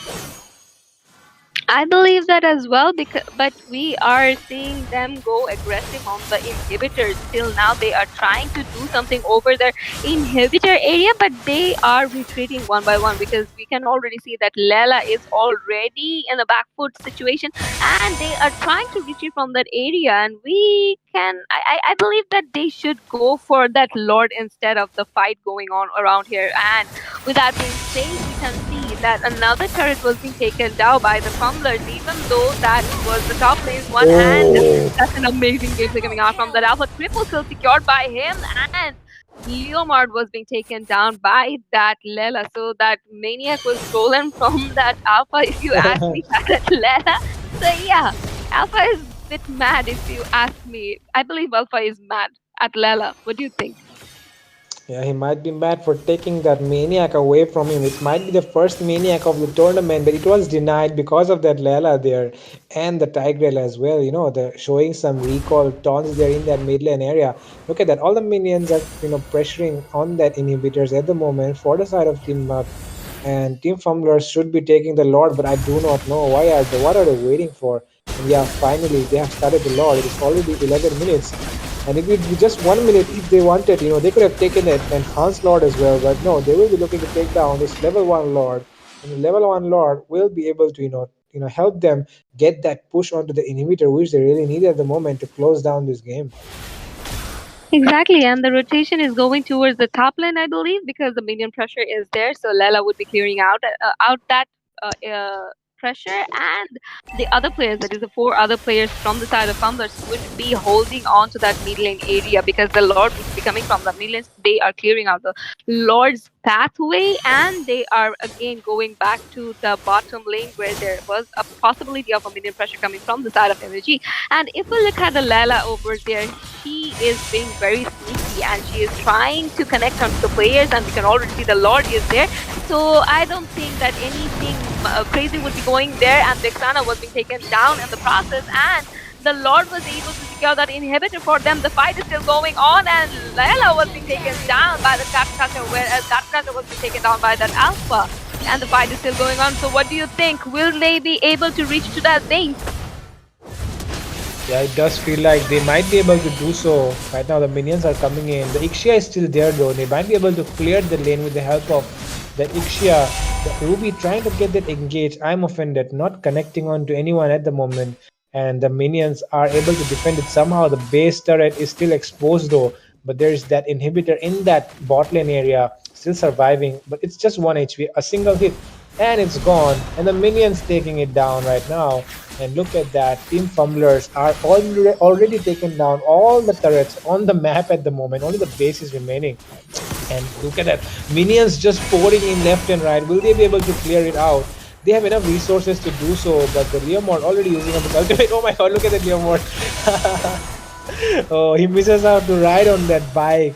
And the base is still exposed though, somehow able to defend it out. Oh my god. Did you see that Leomord, Prerna? Yeah, he just missed out that thing, and that was quite funny if you ask me, because we can already see that the base is exposed and no inhibitor is there, and the minion pressure would be faced by the MUG players because the super minions are there, and while they are clearing one side, there are minions coming out from the other lanes as well. And if we currently talk about this situation, I believe if Tigreal was here, he would have initiated something. And yeah, they have cleared out the minion pressure for now. So let's see for how long they are able to do so, because things are looking quite bad for MUG, if you ask me. And Vixana is continuously trying to poke them, continuously providing that damage, continuously she is trying to stun them. And with that huge amount of crowd control coming out from Fumblers, MUG are actually very cornered. Yeah, and look at that, man. I mean, the right now only thing Team Fumbler needs to do is take that Lord and try to sink those lanes so that they can get the final push perfectly. Otherwise, they're just clearing out the minions. So the minions are reaching one by one, and that means Team in MUG has enough time to clear them. But if they try to sink those lanes, the minion pressure would be a lot, and that is why Team MUG might not be able to clear them out as well. Look at that right now. The bottom lane minions are cleared, but the top lane minions have been left. So that means the top lane minions are going to reach a little bit late, and that means only the mid lane minions will be there at the moment, and it will be very easy for the side of Team MUG to clear it. And look at that. The initiation coming in from that Vexana, they are connecting on to 2 or 3 members. The Ixia is also there as well. A lot of damage being done right now. And 3 members already going down on the side of Team Fumblers. Team MUG, nobody taken down. Oh, Lela though. Oh, Lela, nice one. 2 members taken down by the Lela. The Alpha is still going on onto that Gatot there. But Gatot is doing so much damage. Gatot, will he be able to take down the Alpha? Oh my god. Oh my god. That's an amazing alpha gaming coming out from that alpha. And he was able to take down that Gatot with a very, very low HP. He was in a 0 HP situation, if you ask me. And we can already see that the Lela is putting up a lot of pressure on the players of MUG. That was the Minotaur. The Leomord is in a corner situation. He is in a very low HP. And that's a double kill by that Lela. And so, yeah, without any explanation, they will be locking onto the base. And the base has been locked. And the second round goes to the Fumblers as well, so congratulations to them. Fumblers going into the next round, and we will be back after a very short break.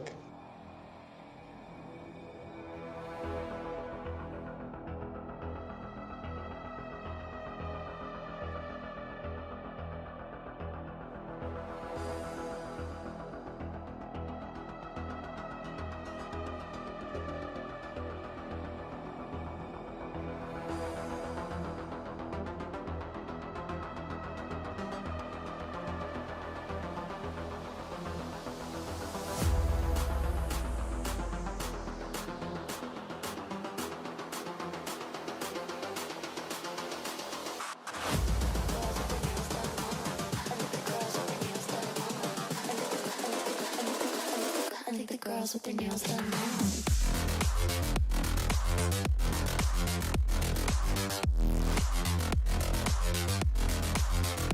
Girls with their nails done. I think the girls with their nails done.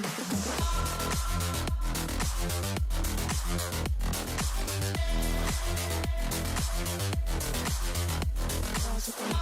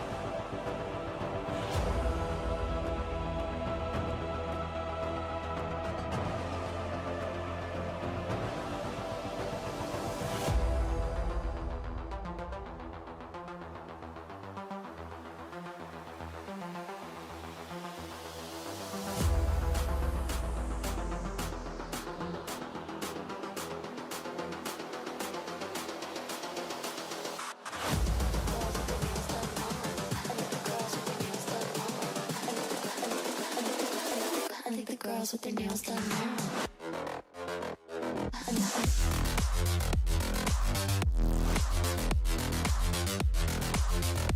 Girls with their nails done. Girls with their nails done.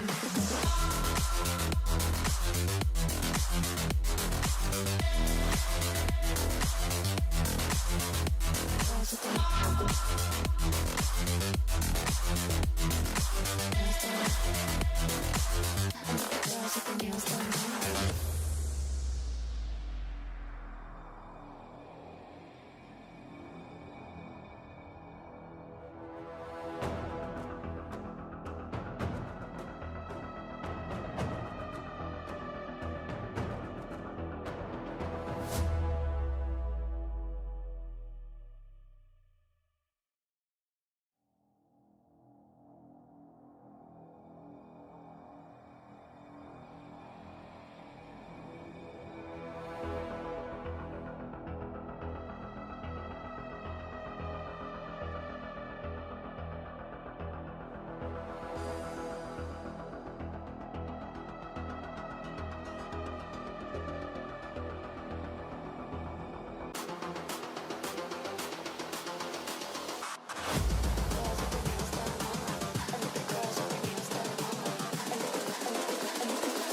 I think the girls with their nails done now.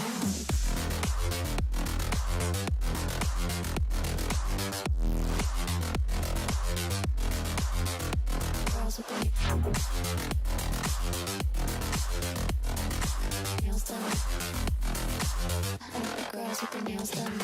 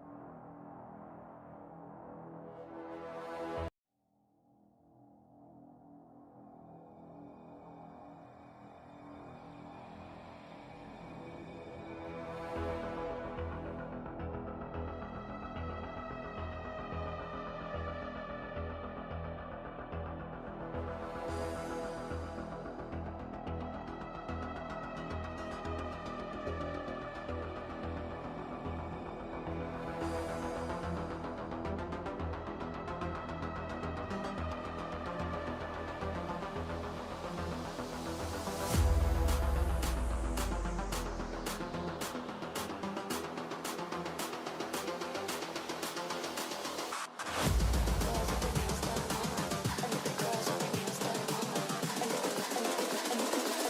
I think the girls with their nails done now.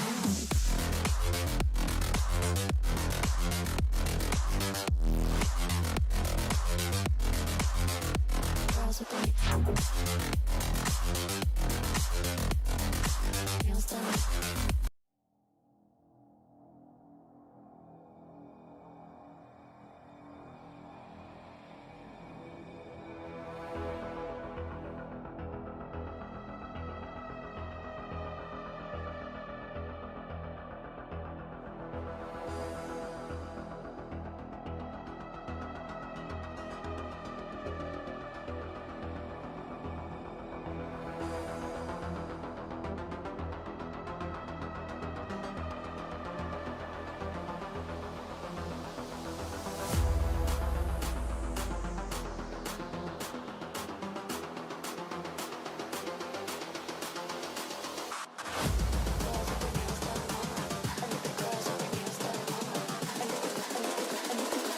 I think the girls with their nails done now.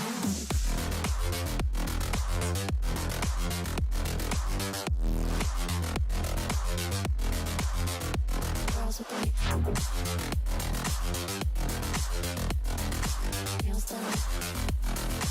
I think the girls with their nails done.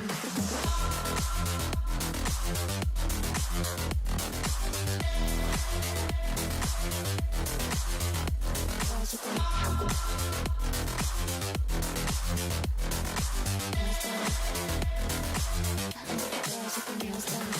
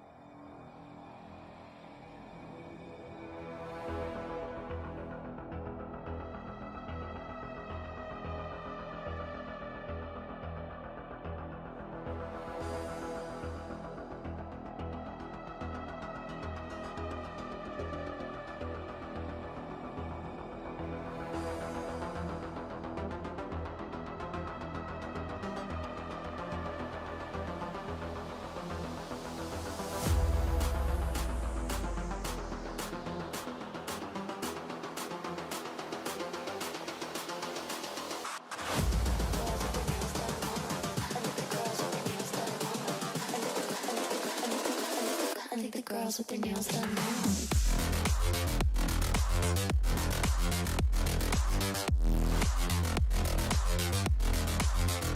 Girls with their nails done. I like the girls with their nails done. Girls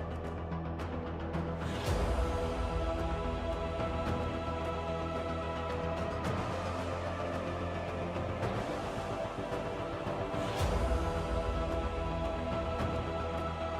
their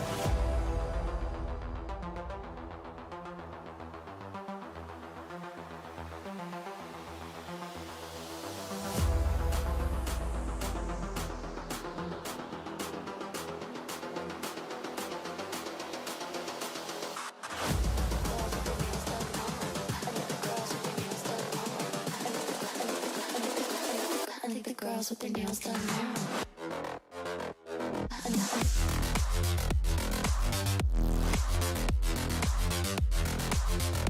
Girls with their nails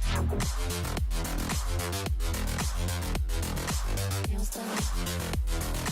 I think the girls with their nails done. Girls with their nails done. I think the girls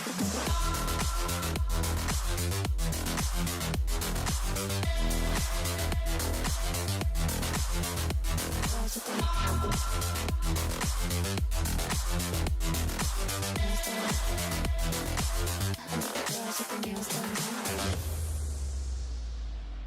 So welcome back, guys, to the third match of tonight, which is going to be held between the Pantera Elites and Four Lords, One Turtle. The nation's very exciting and very, very amazing, if you ask me. And we are already in the drafting phase, where we can see Pantera Elites have gone for that Aurora Nolan and as well as the Tigreal. So that's an amazing lineup till now. And if you look at the Four Lords, One Turtle side, there is Hylos, there is Lela. So yeah, things are looking quite interesting, if you ask me. And if I forgot to introduce, it's me, Prerna in the catching rig, and with me is the amazing Fredo.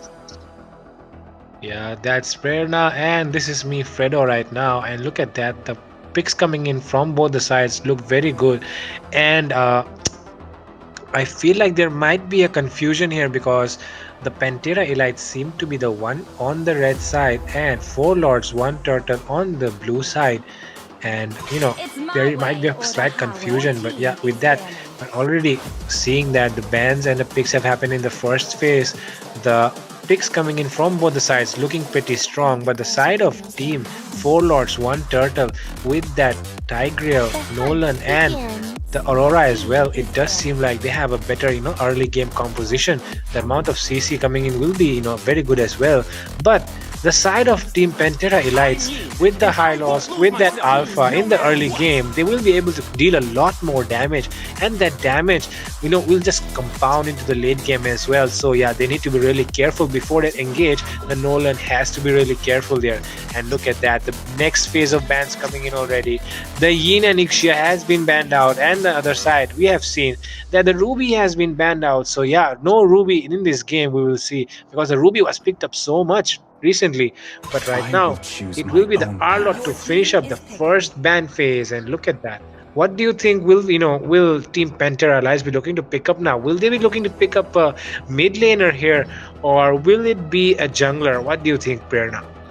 I believe that should be a mage, because in the opponent we can already see Aurora is being picked. So yeah, I believe they should go in for the mage, or it could be a jungler as well, because the jungler has been picked from this side as well. And I don't know what Alpha was doing actually in the EAC lane, but I was hoping him to I was hoping to see him in the jungle area, if you ask me. So it's up to the heroes and the strategies what Butterflies they actually born follow by up my to, wish, and they are guided going by in with that lanterns Sushin. light. So that would be an amazing match, if you ask me, because that's gonna be very interesting, and I'm very excited about this one.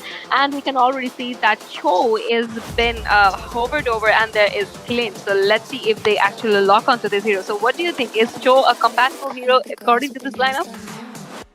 Well, the chow will come in handy to pick out that Layla, I guess, and even the Zushin as well. If he gets that kick onto that Zushin, the Zushin will get punished. But look at that. I mean, the enemy is so tanky that I do not feel like the Chow will be able to have a nice dive I love the potential. girls But with their the nails done X-Borg, now.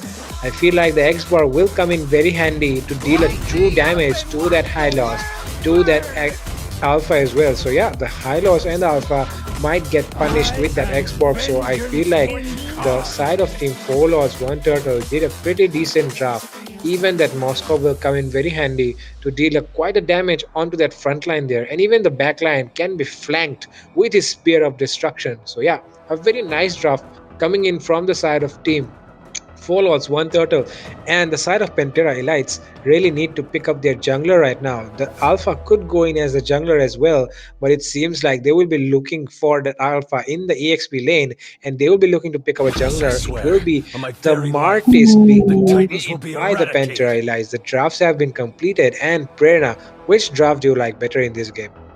If you ask me, I'm gonna go for the Four Lords, One Turtle side because there is a Zushin as well as there is Alpha and Martis. So yeah, they have that early game potential as well as they have a very tanky lineup. So yeah, they might do incredible things if you ask me, but we cannot actually neglect the side of Pantera Elites as well because there is a Mia in their side. So in the late game, the Mia could be a very devastating hero as we have expected. As we have spectated in the earlier fights. So yeah, if you ask me, the teams are looking quite balanced, but I would vote out for the Four Lords One Turtles team because the early game potential they have, the amount of damage they have, that looks quite promising if you ask me. And we are already in the land of Dawn where we can see the players are actually focusing on their lane areas where Moskov is going there to help uh, the Nolan, I believe. And if we talk about Nolan as well, that's an overpowered hero. So we cannot actually predict anything at this moment, but that Markov against that Mia is something I would be very invested in because both the heroes have that much of damage, and both the heroes in the late game could be a nightmare for anyone. So let's see what happens over there, Fredo. Yeah, but for now we see that the Moskov is there in that goal lane area trying to create the pressure on that Lela, and but the Lela does able to make that outplay on him by clearing the lane much faster. But that means that Moskov is there trying to freeze that lane, trying to freeze that lane and create the advantage for the side of team Pantera Elites. But look at that, the Zushin taken down pretty low. The Litho Wonder being secured by that Nolan though. And the Martis and Nolan, both of them can farm up very fast, right? But look at that Martis. I think he's just catching up faster than that Nolan. He already has a level 4, while the Nolan is still on a level 3. Exactly, that's what we expect from Amartys because that's a very early game potential hero. And yeah, if we talk about the current situation in the side of Pantera Allies, they are trying to initiate a gank, if you ask me. And we can see that Moscow is trying his best to clear out the lanes, but there is a Hylas and his opponent, so he might be facing a bit of trouble facing these two players. And in the top lane, we can see that the Martis was trying to hold. Uh, to hold on to that Eggsborg, and we can see that Aurora is getting melted down by the Curse of Four Lords and One Turtle. Instead, the first blood was secured by the Nolan. That is, the Martis is being taken down. Look at the damage Zushin has taken. He has to retreat, and the first turtle is already there. And there will be no contest from the side of Four Lords, One Turtle, I believe, because look at that damage coming out from the players of Pantera Allies, and Nolan was the one to secure the turtle. So he secured a turtle as well as a kill. So that's an amazing gameplay coming out from that Nolan. And if we look at the bottom lane already, Lela Oh, is doing a lot of damage on that Master, which is not looking quite promising if you ask me, Fredo. Yeah, the Moskov really needs to cover the range in order to do extreme damage, but the Lala has so much range, it doesn't allow the Moskov to come up to her. But at the moment, there is the Tigreal. He might be able to use the implosion. Does so. Lala forced to use that flicker there. The engage coming in. The Moskov is doing a lot of damage, but the Hylos is able to sustain still. The Aurora doesn't have her passive, must retreat at the moment. Yes, they will be retreating. And right now, it seems like the Hylos was low, but they were not able to take him down. And Nolan going in into that Oh my Zushin, god. able to take her down immediately. The burst damage is so much coming in right now. Exactly, that's what I was saying. That he is a very overpowered hero, and he used that position completely wisely. And we can already see that Martis is trying to get a hold of that Nolan, but with the help of his mobility, he was able to retrieve from the situation. And the rotation is going towards the top lane, where we can see Alpha is heading off to that Xborg, and because of the hybrid damage that Xborg has, Alpha is facing a bit of trouble, if you ask me. And in the mid lane, we can already see that Zushin is being followed up by that Hyla. So yeah, things are looking quite promising for her, and the rotation is going towards the top lane where there is Martis, there is Alpha, and Alpha is not looking good, and he would be taken down by that Xborg. The fight is still going on, so let's see if another kill gets secured from here, because we can already see Martis was going on that Tigreal, and Tigreal was being taken down. Double kill secured by Martis over there, and Hylos was being taken down by that Nolan. Nolan has secured double kill, and another kill was secured by that Xboard. That is the kill of Martis. So three players will be taken down from this particular fight. So yeah, if Yeah, you but is ask that me, it's gonna be Pantera Elite in is this that situation. Oh, is oh, that what? Nolan? Is that Nolan lagging? I feel like that Nolan was lagging there actually. He was just running into the wall there. It felt Mm-hmm. like the Nolan was lagging, and that's why he will be taken down there. And yeah, the Alpha getting that kill onto that Nolan, it was a shutdown. The Nolan was on a 4-1-2, so a lot of gold being going into the side of team. Pentra, sorry, Lord of Four Lord one turtle at the moment, and right now it seems like the turtle is up. It is the second turtle, and Nolan is not yet ready to engage. He's still on his blue buff. Even the Martis is still there on his blue buff as well. But he will be rotating immediately to take that turtle right now. The Nolan does have a level lead over that Martis. The Martis is still on a level 8. So yeah, it might be a little bit advantageous for the side of team follows one turtle to take down the turtle immediately. I believe that as well, and we can see the players from both the sides are there to compete around the turtle area. But I believe there's gonna be Martis who's gonna be securing that turtle. And yes, Martis was the one to secure the turtle. The chase is coming out from the side of Four Horse One Turtle on the players of Pantera Elite, and they are retreating from the current situation. And we can already see that the players from the side of Pantera Elite are getting chased down, but no kill was secured from this particular fight. But the turtle was being secured from the side of Four Lords One Turtle. So yeah, that gave them an upper hand in this particular fight, Fredo. Yeah, and look at that. The Moscow was taken down immediately by that Martes. The Martes trying to use the potential he has in the early game to make that play for his team.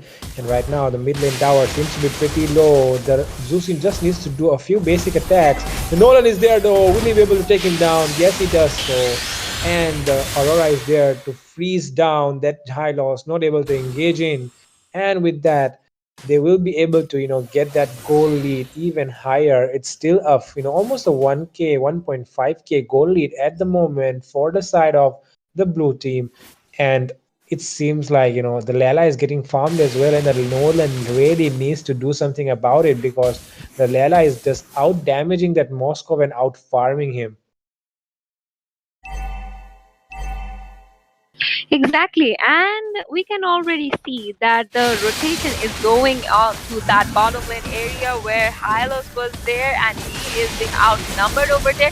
But Lela is there to follow him up, but it's a matter of time to see if Lela is able to do that. And Hylos was being taken down in the situation, and the fight is still going on. I believe that it's gonna be the Four Lords One Turtle who are gonna win this particular Oh my god. situation, because look at the damage coming out from that Martis. Yeah, the damage coming out from that Lela actually. But for now, it seems like the Xborg is trying to take down that turtle there, and his team is also on their way. but the red team is ready as well. So it does feel like it will be a turtle fight coming up real quick. But look at that, Alpha is solo. The last insanity is not being used yet. The High Loss has used his glorious pathway though. And the Tiger looking to zone out the enemy. The Alpha charge has been used. The X-Borg is still not using his last insanity. He can pop it up, and right now he's using it. The High Loss will be taken down, and the Martis is low as well. He will be trying to retreat, but look at that. The Martis onto that X-Borg at the moment. The X-Borg still able to survive somehow. And with that, the turtle going into the favor of the blue team. Exactly, and Pantera Elites were able to take down two players and the turtle as well. So things are looking quite on their side. And if we look at the goals at this point, it is Pantera Elites who are actually leading by 2.3k gold, I believe, and the snowball is actually working in favor of them, if you ask me, because they are getting upper hands in every of the team fights, and the things are not looking quite good for four lords, one turtle, if you ask me, because yeah, even though they were able to put an equalizer on the turrets, but as time will go by, Martis will be falling behind. So yeah, that might be a problem for them. And already we can see that Alpha is using his Alpha charge, even though he is being melted down by that Moskov and Tycho this cross. Tycho took that sweet chance and he was able to secure his kill. And even though Martis was there to follow him up, but he was a bit late. So I believe that Martis would be able to defend the turret at this moment, but I don't think that they would be able to sustain much, if you ask me, in the late game, because after a few moments we would be seeing that Mert is lagging behind, and in the bottom lane area as well, the four lords one turtle were able to secure that the bottom lane tier 3. So yeah, things are quite unpredictable at this point, if you ask me, Fredo. Yeah, it does seem like both teams still stand the chance, even though the kill score does favor the side of the blue team. The red team is still able to do enough to make that comeback because the goal lead is not much, and that means that Lela still has a lot to do in this game. The Lela still has the potential to make that comeback right now, and that means Lela might be able to carry them away in the late game. And meanwhile, there is a potential push coming in that mid lane area. The Moscow will be there to clear that lane, and the Lord is up as well. This is the first Lord, the level 1 Lord, but both the teams do not seem to be interested in taking it down immediately. They really want to take a fight there in that river area to get that damage onto them. And meanwhile, look at that high loss trying to create the initiation. The glorious pathway has been used. The Martin is on his way. Frigid Glacier has been popped up as well. The Martin is able to secure the kill onto that. But look at that, Lord being taken down by the Nolan there. A very sneaky play coming in from the Nolan. Both the roamers going down, but the uh, Lord going into the favor of the blue team.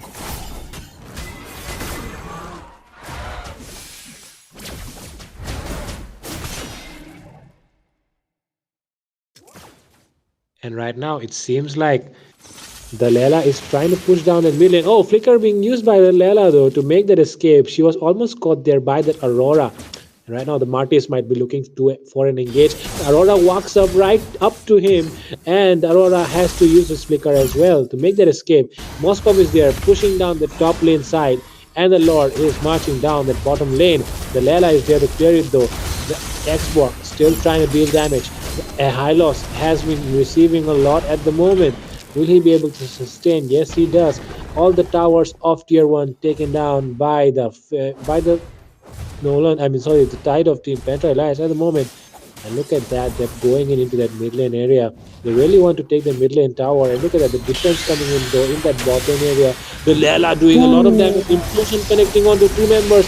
High last insanity has been used as well. The glorious pathway has been popped. There is a lot of damage coming in from that Xbox right now. And the Moskov is there as well. The Nolan still has not arrived.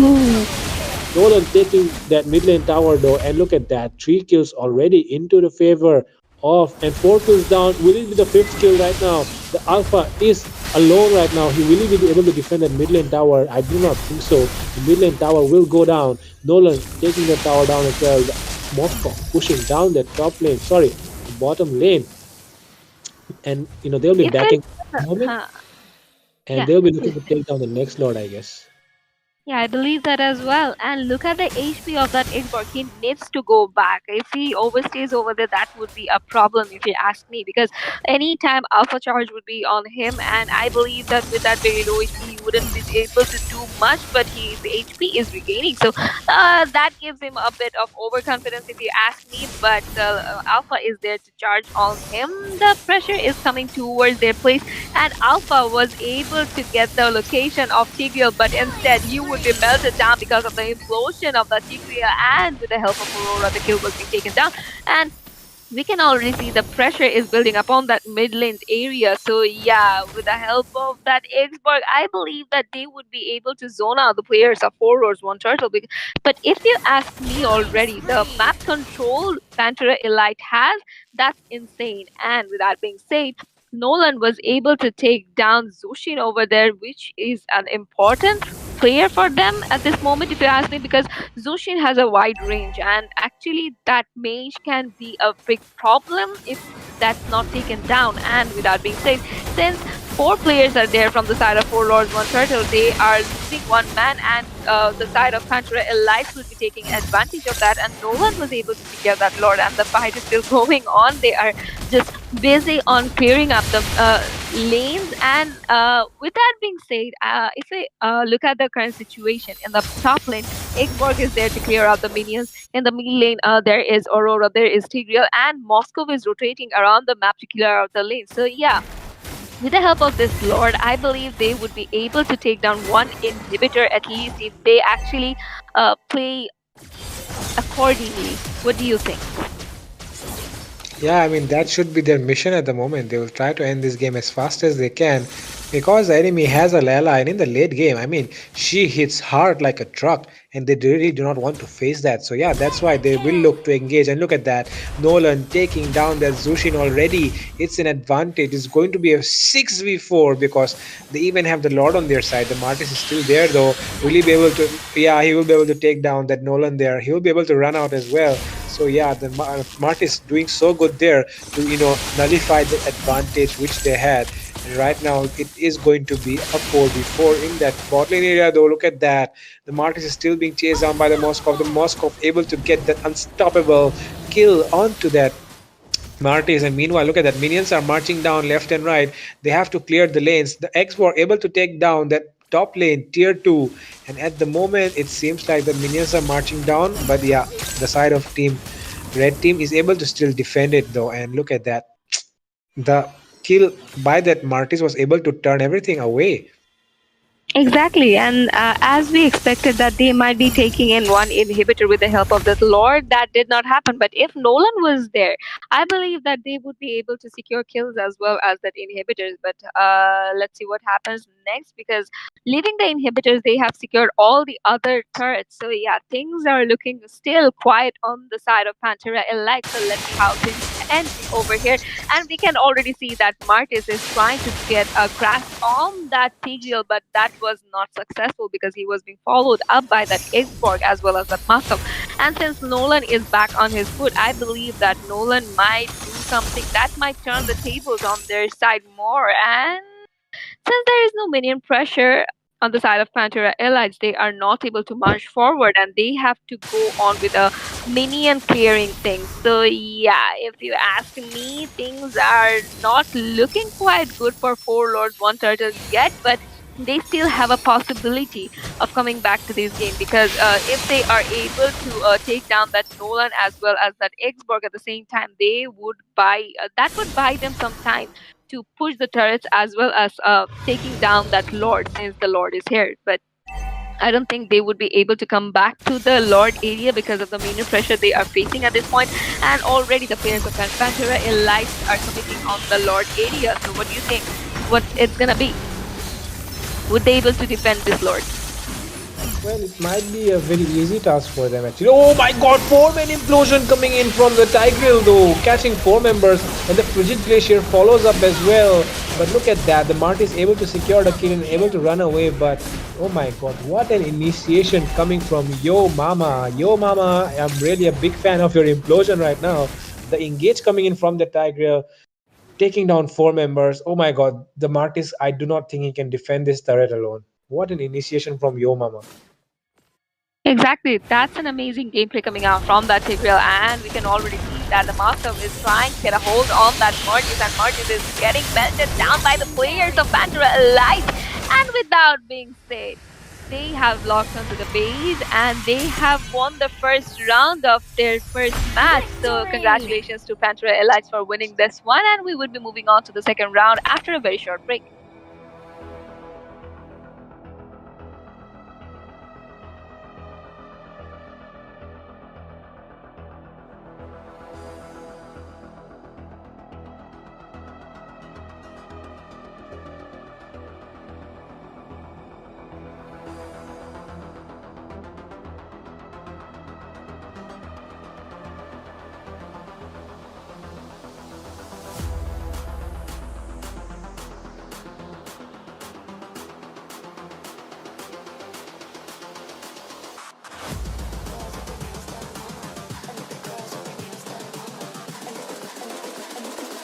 I think the girl.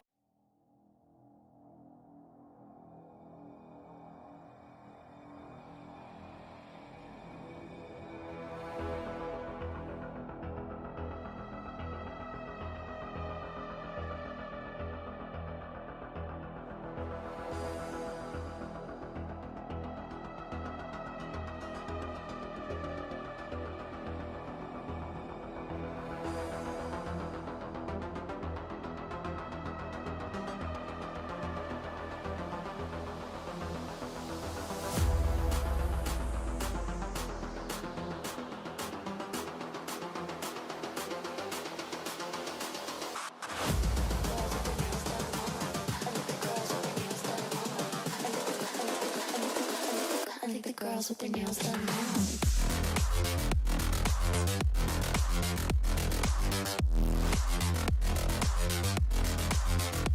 Girls with their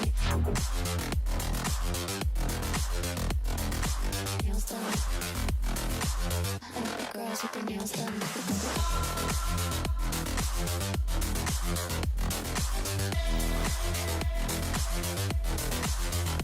Girls with their nails done.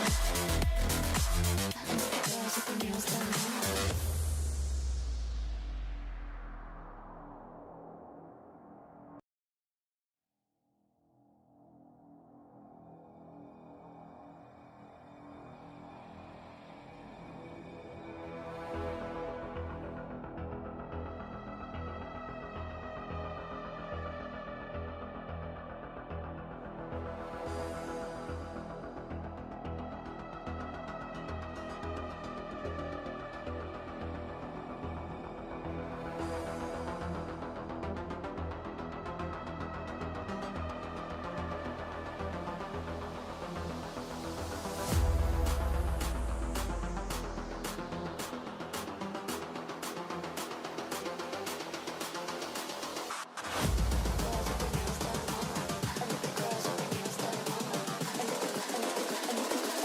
I think the girls with their nails done now.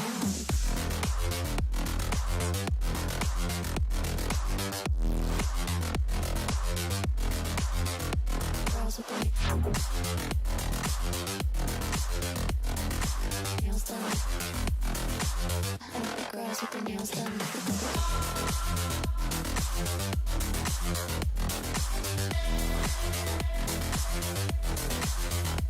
Girls with their nails done.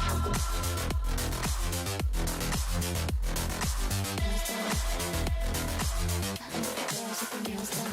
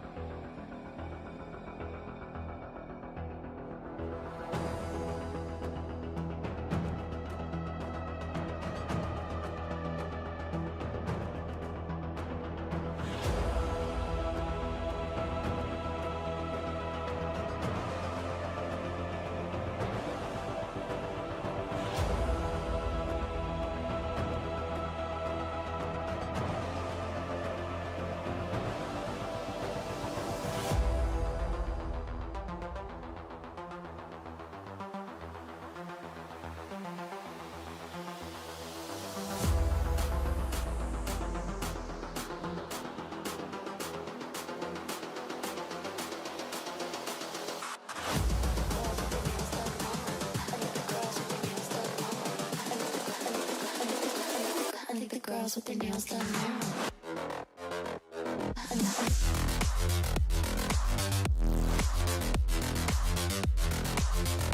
Girls with their nails done. Girls with their nails done.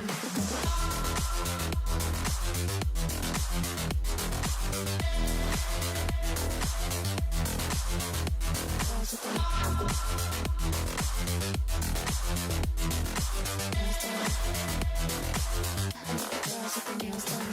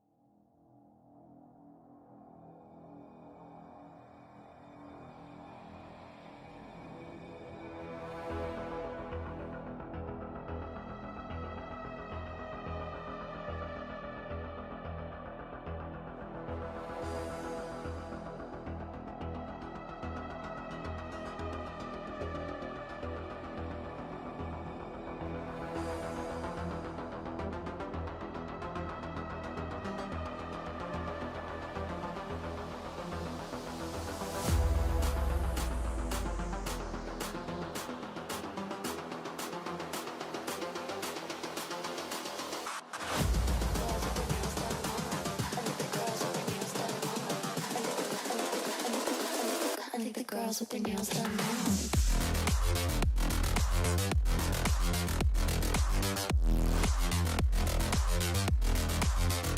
Girls with their nails done. I think the girls with their nails done.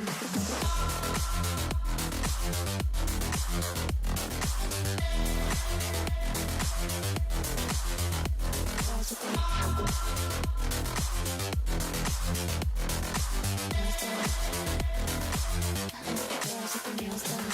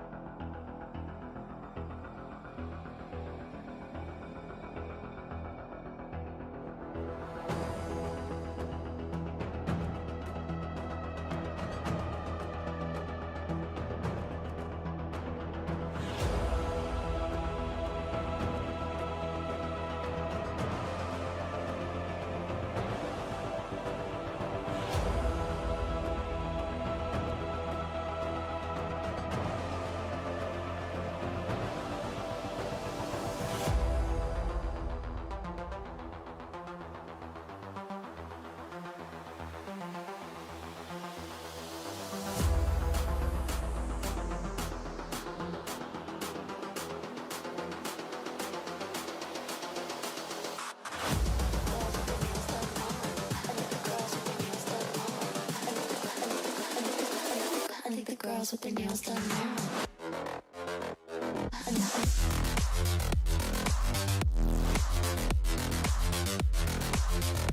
Girls with their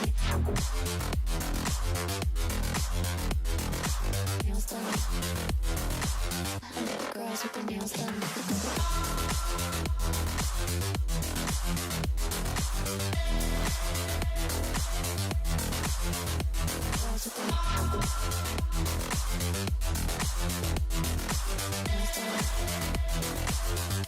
Girls with their nails done.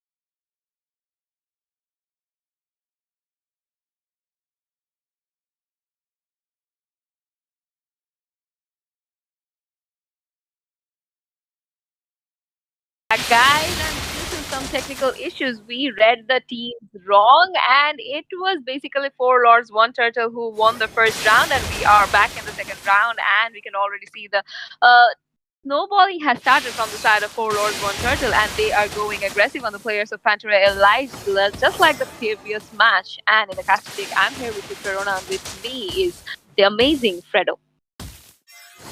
And look at that right now. There is a lot of, engage all going on in that enemy jungle area. Pantera is that high loss trying to poke down that Barrett's there. The Barrett's able to sustain enough though.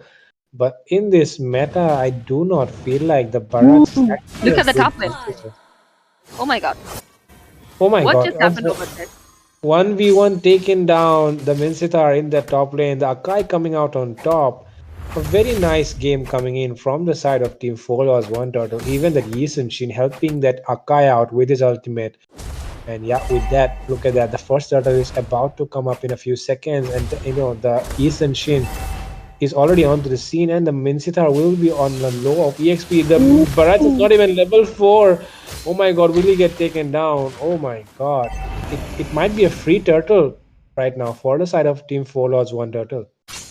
Exactly, because no one would be there to compete for the turtle, and we can already see that Akai and Aurora is trying to get a hold of the turtle, and I believe they would be able to take that down in any moment. And Yusanshin was the one who was able to take down the turtle, and we can already see there is an invasion coming out to the Oh, ho, purple ho, player, ho. and that was an amazing game coming out from that Hylos. So Sergey was being taken down, and we can already see that Yo Mama is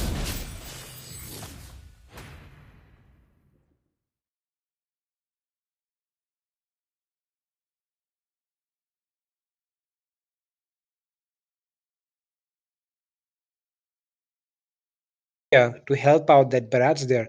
But yeah, the Barats not able to, and it seems like we'll be going into a short break for a while. There has been a technical issue in the stream, but don't go anywhere. We will be right back. And like I said, we'll be right back. And we're already back into the game. And look at that, the engage coming in from that Barats right now.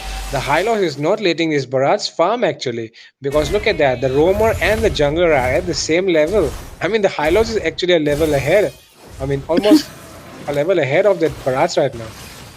exactly, and that Bharat is not able to do anything against that Hylos, and but with that being said, Hylos is using his ultimate to escape this situation, and Vixana used her Eternal Guard as well, but there comes the Aurora, and Tigreal used his ultimate, but Tigreal was being taken down, the fight is still going on, so the players from the side of Four Lords, One Turtle are taking a lot of damage, and we can see the Aurora is risking her life, even though she has a passive, she needs to retrieve from the situation. Oh, And look at the damage. Barats. Look at the health of Barats. Anyone who would dive in would be able to take down that Barats if you ask me, but no one would be risking that at this point because this is a very early situation and they do not want that, I believe. And yeah, Barats was able to retrieve from the situation. Hylos is a bit late. Hylos was there, but Hylos is a bit late. Why are you late, Hylos? And if you look at the top lane over there, and Myth is once again taken down by that Akai. So that's an amazing Akai gameplay coming out from the player. And we can already see that Yusan Shin was trying to invade the blue buff of Barat and he was able to steal that. And with the help of Aurora, they might be taking some gold from that mid lane tier 3 and they might be taking down that mid lane tier 3 in any moment where the turtle is there. So it's a matter of time to see if they actually engage on the turtle first or if they go for the fight. But they chose to take on the turtle and they are committing on the turtle, and without any contest they would be able to secure that. Even though Tigreal is there, he won't be able to do much, and a chasing is coming out from that Aurora, so Tigreal is being chased down and he would be able to sustain in the situation, I believe, but he is being outnumbered, and with the help of his second skill he was able to sustain in the situation for a bit. But look at the damage coming out from Aurora. That was an absolutely amazing gameplay coming out from that Aurora. The aggression, the rotation, that's amazing if you ask me, Fredo. Yeah, I mean, look at the goal lead right now. It's already a 6K goal lead building up on Pantera Elites and Pantera Elites, I do not feel like they have any answers for the questions which Four Lords is asking right now. The Akai trying to pin down that Ixia there. The Ixia, oh my god, the hook coming in onto him though. Yeah, the Lee Sin Shin making that engage, able to take down a double kill inside the tower itself. And yeah, they will be able to get down the top lane one tower as well. And look at that. In the bot lane side, it feels like they're trying to push down, but no, they will be able to defend it right now. In the mid lane area, the High Loss is still camping in that bush there near the enemy blue buff. And right now, the Barats is still busy in that bot lane trying to clear that out. And Yi Sun Shin, I guess, he will be taking this blue buff of the enemy. I believe that as well because we have seen him stealing the blue buff of that Bharat already, and I believe he would be doing that once again. But Yusanshin just exposed himself, and he is putting a lot of pressure on that Vistana. Even though the fight is breaking out over there, so let's see what actually happens over there. We are not sure yet. Yeah, I mean, if the Kai was there, he could have saved that Yi Sun Shin, but Yi Sun Shin going in aggressively and getting punished for that. And that's why they do not have the retribution available for this turtle. The Barrage, though, he's still busy taking his red buff right now. Ruby is still a menace for him, trying to poke him down. Will he be able to out-sustain? The Ruby might be the one getting destroyed, and yep, the Barrage able to secure the kill on that Ruby right now. And there is the Minsita trying to poke him out. Oh, the Akai might be looking to take an engage, but no, he will be retreating back. And the third turtle might not be getting taken or what, I don't know, because right now it seems like the Yi Sun Shin is more focused on his buff rather than the turtle. Akai is there, and we all know that Akai can actually secure objectives as well, but he is moving towards the top lane where he has to clear out the minions, and Yusanshin is there to secure the turtle, I believe, because he is being followed up by his teammates who are rotating towards him. And without any contest, this turtle would be taken by the side of Four Lords, one turtle, and yes, they are rotating after taking the turtle. And Tigreal is there waiting in the bush for him, but Aegyo was being taken down by the Hylas. Hylas used his ultimate, double kill secured by the Hylas, even though Vistana used her ultimate, but she was not able to retrieve from the situation. And we can already see that Akai is being very useful, and with the help of this, they were able to take down 3 players in this particular fight, and they might be taking in that turret as well because there is no one to defend that, and the blue buff is still exposed. So I believe someone might just steal that one, but we can already see that Bharat was going in and he is getting punished for that. And Yomama was the one to secure his kill. So as I was saying that this Yomama is going very, very assassin-based roam if you ask me. Yeah, he is playing so good, securing those kills, making that team fight happen as well for his teammates. And meanwhile, look at that. The Ruby is somewhat low, but no, he will not be taken down. The Glorious Pathway has been used as well. The Ixia gets taken down by the Hylos. Implosion connecting onto 3 members, but the Akai is there to zone them out. Not able to do enough right now. Look at that. Minsitar is able to use his King's Calling, connecting onto a lot of members, but the Akai takes down the Hylos, and look at that. The Hylos getting shut down as well in that process. Sorry, not the Akai. But yeah, the Hylos gets taken down, and with that, one member for 2 and as well as a bot lane turret. So a very good trade coming in for the side of Team Four Lords, and Pantera Elites seem to be losing out, and I do not see how they are, how they will be able to make a comeback. But look at that, caught out of position, will get punished for that. The Ruby overextending her stay there, and with that, the Lord is coming up in a few seconds. So I believe this Lord is gonna go to the side of Four Lords, One Turtle because look at the levels of the players of Four Lords, One Turtle, and also they are focusing on the objective so much that they are able to divert the players, they are able to take down the turrets, and they are already commenting on the Lord. So yeah, without any contest, the Lord would be taken by them, I believe, because the players from the side of Pantera Elites are not able to go to that area as well. And look at that heavy spin coming out from that Akai.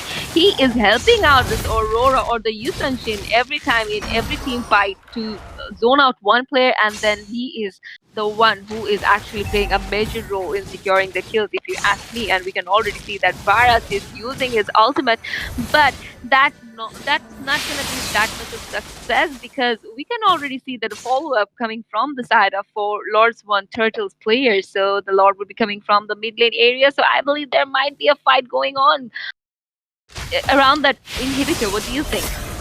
Yeah, I mean, look at the lane pressure building up in the top lane area, even the bot lane area, even though the shield is. Oh my god, Ixia, what the hell are you doing? Oh, her ultimate. She was just freezing, she was just frozen there in that mid lane area. And yeah, her ultimate was not in the correct position as well. So she gets taken down.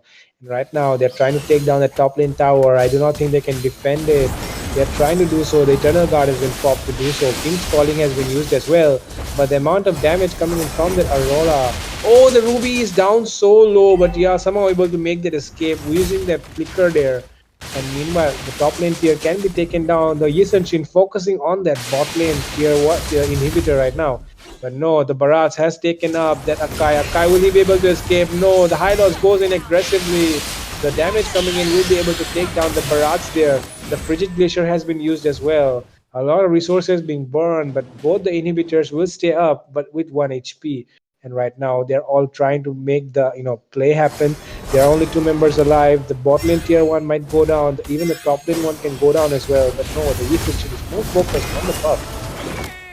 Exactly, and Vixana used her ultimate already, so that makes them three player at this point. And before that, we can already see that the Eternal Guard is putting up a lot of pressure on the high loss, and he is currently suffering because of that. And we can already see that they are able to take that group buff of that Bharat's over there, but I don't think that Bharat would be able to sustain more because he lost both of his buffs already, and things are looking very cornered for them, and they are not able to come out of their base even. So, at this point, if you ask me, before even that Lord appears, I believe that four Lords, one Turtle would be able to take down that base without even that Lord if they have the proper amount of minion pressure. What do you think? Yeah, actually, they do not need the Lord if they have enough minion pressure. I mean, look at that. The base turret is, totally exposed. True. They do not have any inhibitors, and the engage coming in will be able to take down that Ixia. The Ixia playing like a tank at the moment. King's Calling has been used as well, but the heavy spin is connecting onto that Mincetar. Mincetar taken down. Even the high loss, sorry, the Tigreal going down as well. The East and Shin playing aggressively. I do not think they will be able to defend this, but look at that. Oh my god, look at the damage coming out from that Yisun. He was able to take down that Bharat, and things are looking quiet in the side of Four Lords One Turtle. If you ask me, if Vexana was being taken down, they have went in for the base and they have locked onto the base. So the second round goes to the side of Four Lords One Turtle as well. So that's an amazing gameplay coming out from these players because they have a lot of synergy going on and they have a lot of hero control, if you ask me. So yeah, congratulations to them. And with that being said, we would be going for a very short break and we would be back with the last match of tonight.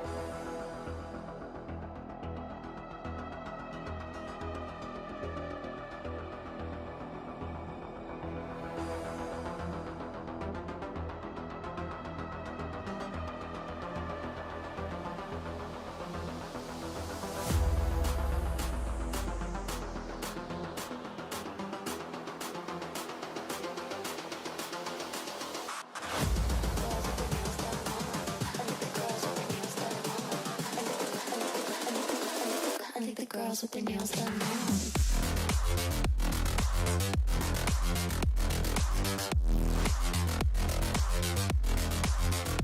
Girls with their nails done. I think the girls with their nails done.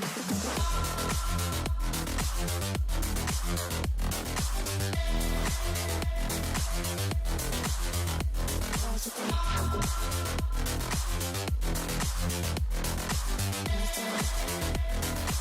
I think the girls with their nails done.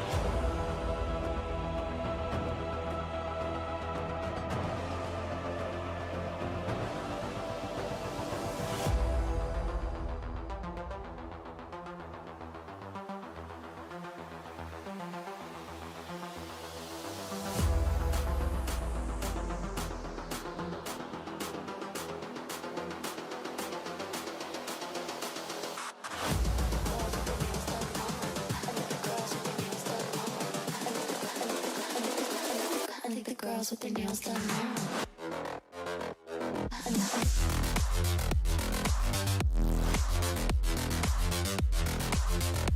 Girls with their nails done. Girls with their nails done.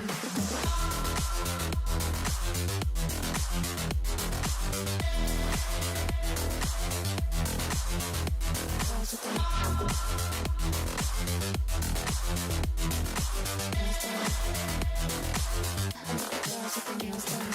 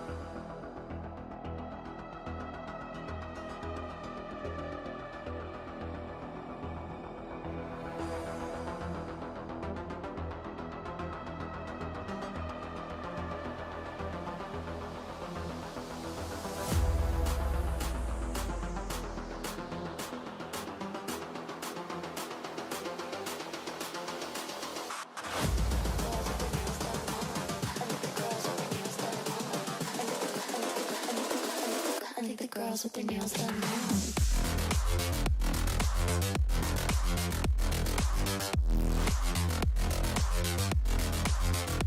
Girls with their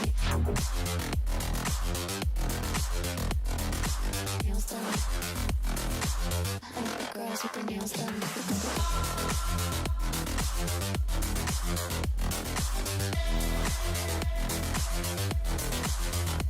Girls with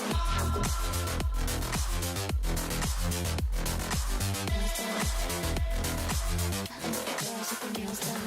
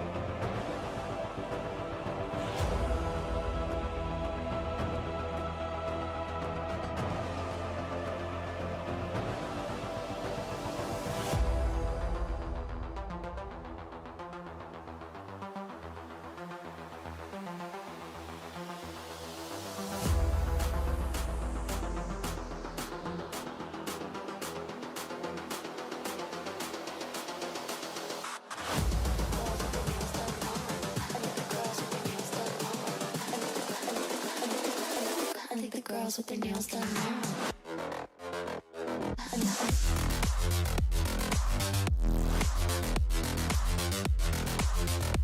Girls with their nails done. I think the girls with their nails done.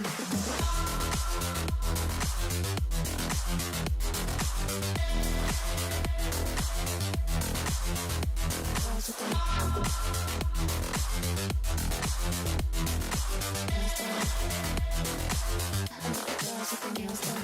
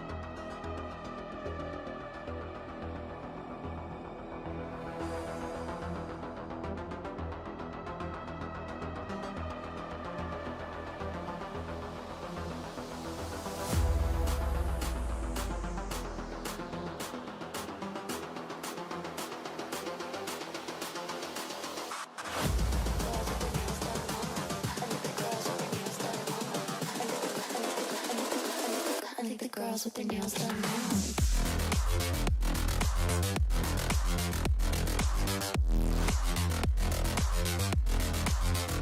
Girls with their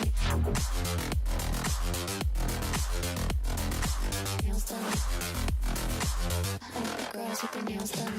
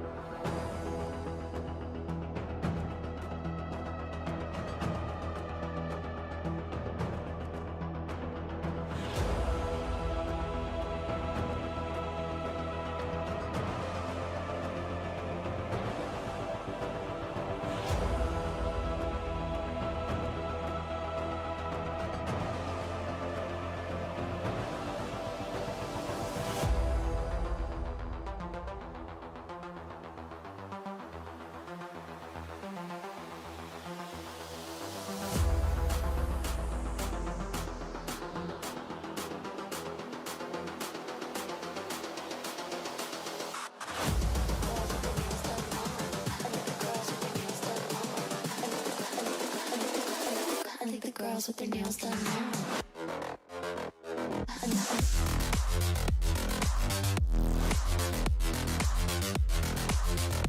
Girls with their nails done.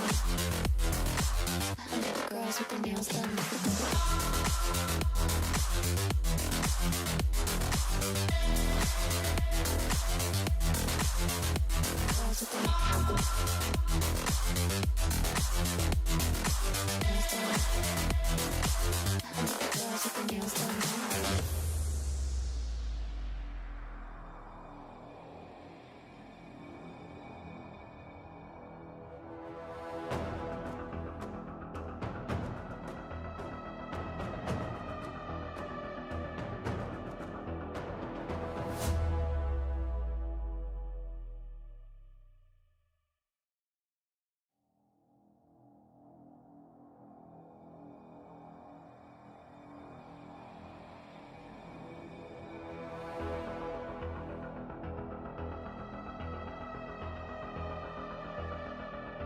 Girls with their nails done.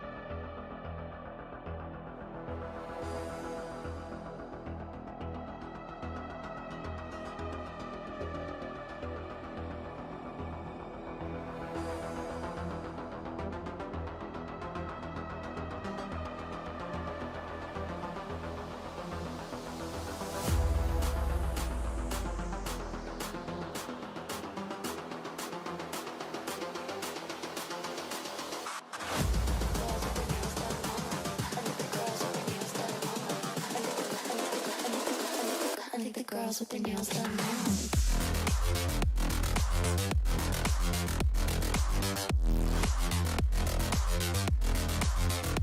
Girls with their nails done. I think the girls with their nails done.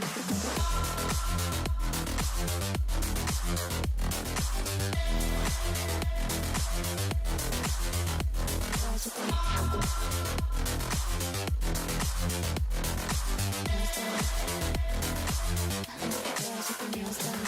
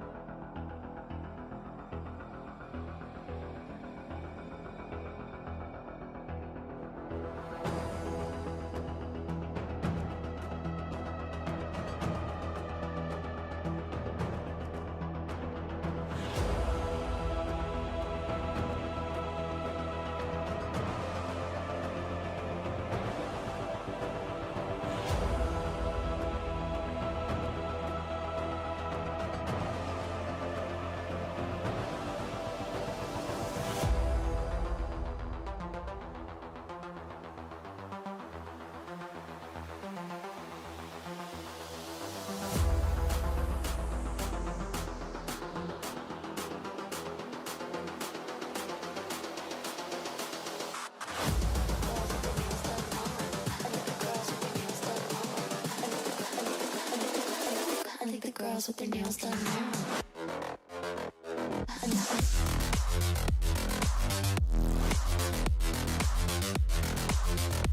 Girls with their nails done. Girls with their nails done.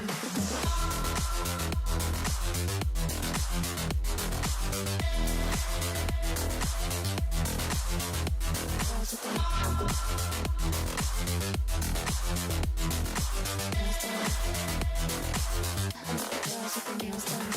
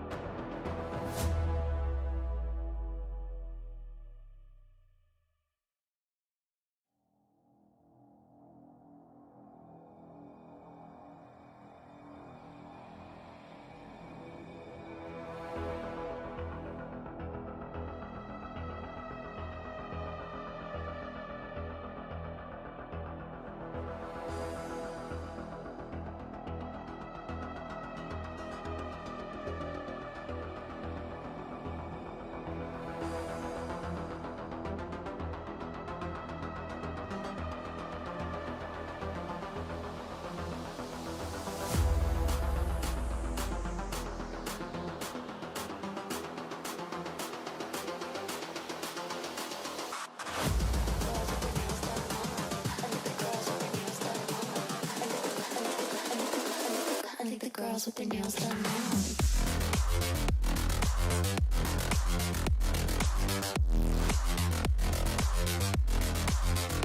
Girls with their nails done. I think the girls with their nails done.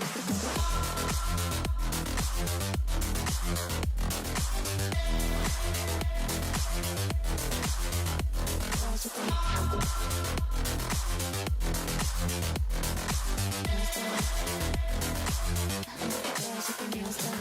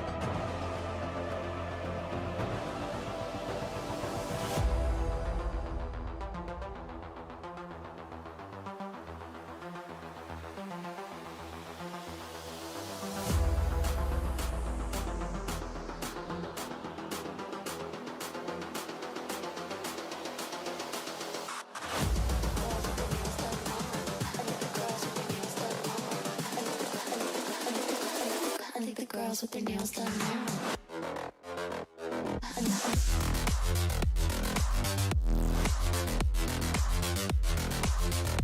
Girls with their nails done.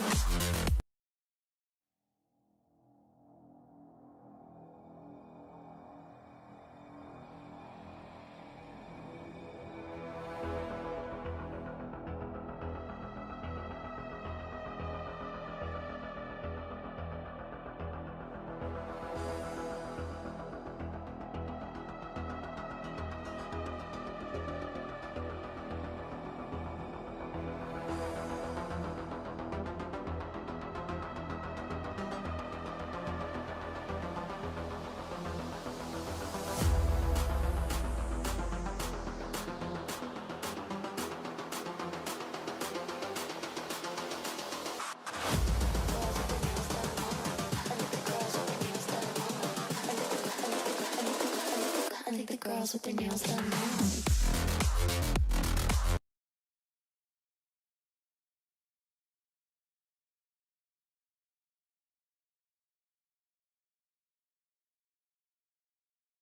Guys, to the last match of tonight. This is gonna be a best of three as well, and we are already in the match between the Crownless and the Zero, and we can already see that in the land of Dawn many things are happening already, which are not too crazy, but still things are happening. And in the casting deck, I'm here with you, Prerona, and with me is your favorite Fredo.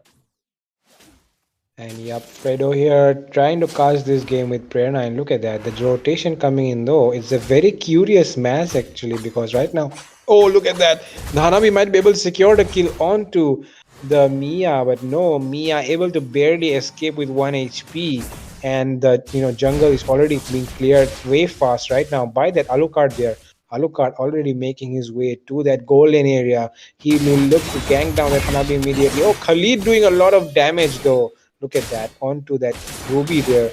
And right now, the engage might be coming in onto that Ruby. The Ruby is taken down though. The Hayabusa is there as Quad Shadow collecting onto him. And the Ruby gets taken down immediately. That was an amazing gameplay coming out from that Hayabusa as well as the Tully. But in the bottom lane, if you look at that, the Saber is there to get a hold of that Hanabi. Whereas Minotaur was being taken down by that Saber, and Mia was trying to lock onto that Hanabi with her second skill, but that was not useful. But still, there is a chance of a gank breaking out there. But we can see a rotation coming out from the side of Crownless, and they are trying to get a hold of that Mia. But with understanding the situation, Mia was able to retrieve from the situation, and Alucard was able to succeed as well. The rotation is currently going on towards the turtle area, where we can see Crownless are trying to compete on the turtle. But I believe that there might be a competition coming out from the Zero side, because they are going aggressive as well, and we can see the Valor is lurking around that area. So I believe that the Saber might be able to steal that Lord, but steal the turtle, but amazingly Hayabusa was the one to secure it, and whereas Alucard was taken down by the Sicilian, another kill was secured by the Crownless side, and Hayabusa was being taken down. Many things are going on around here, and double kill was secured by the Khalid, and also Minotaur was able to take down that Mia, so that was an absolute amazing gameplay coming out from the Crownless side. Yeah, I mean, look at that. They're already racking up almost a 2k gold lead at the almost a 1k gold lead at the moment. Would you say is it a 2k? Yeah, it's almost a 2k at the moment. And right now, look at that. The Saber trying to gank in on the Hanabi, but the Hanabi has that shield to gain that immunity to that crowd control. So the Hanabi doesn't seem to be in much trouble at the moment. The Sicilian, though, might be in some trouble. The Saber might be caught off guard. The Khalid will rotating all the way from the top lane, and the skill secure on the Saber, though. Oh my god. A very nice rotation coming in from Kenzie.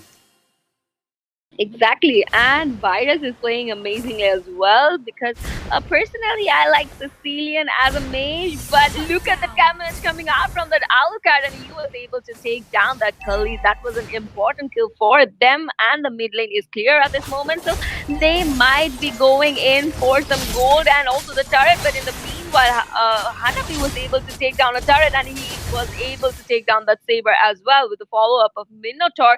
He was able to sustain in the situation, and they are still going around that area, but I don't think that Hanabi would be overstaying that place, and she would be retreating in any moment, because the rotation is going towards that mid lane. So mid lane would be their main focus if you ask me.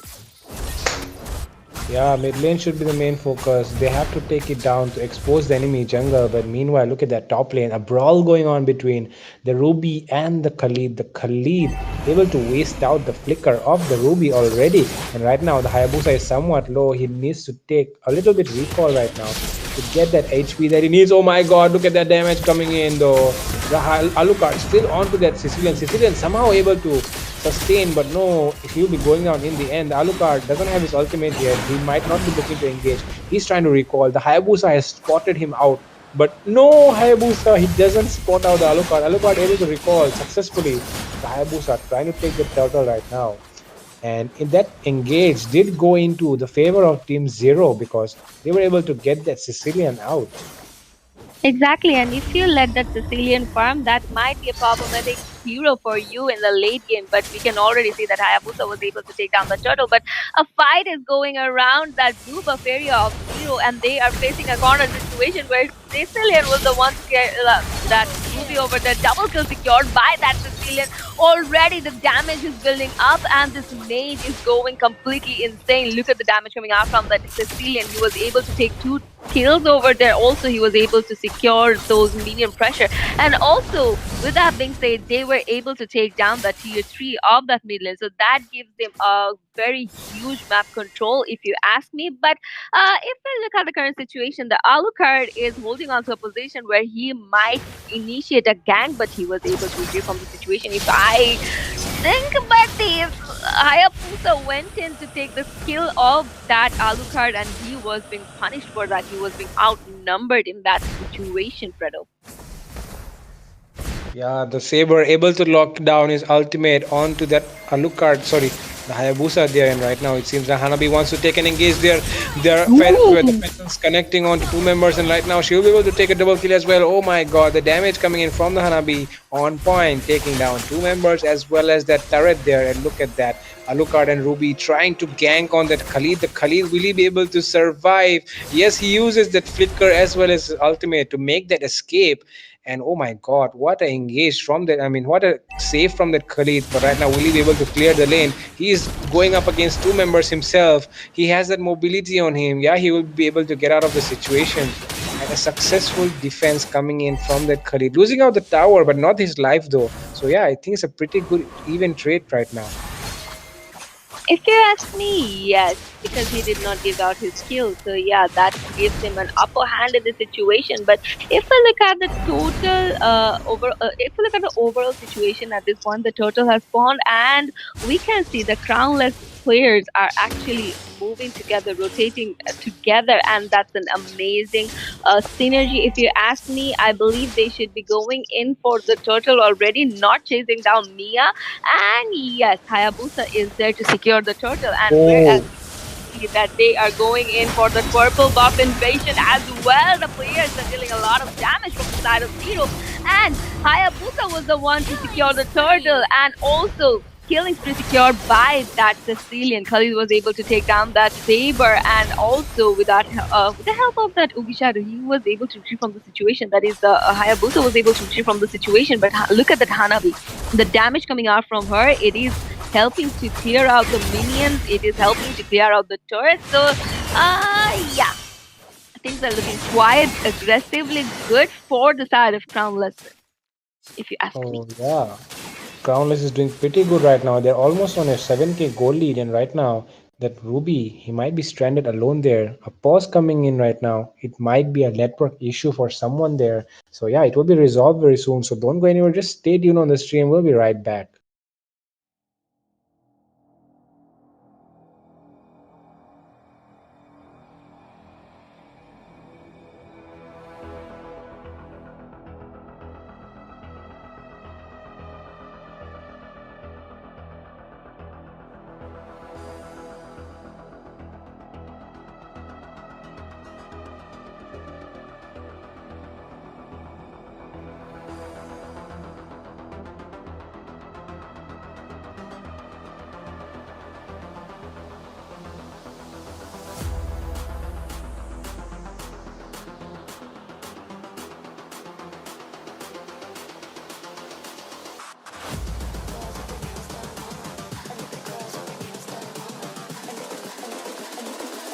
I think the girls with their nails done now.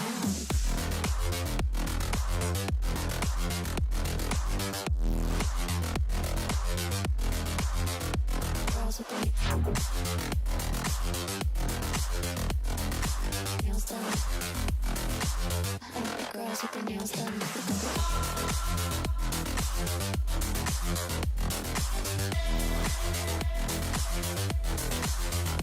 Girls with their nails done.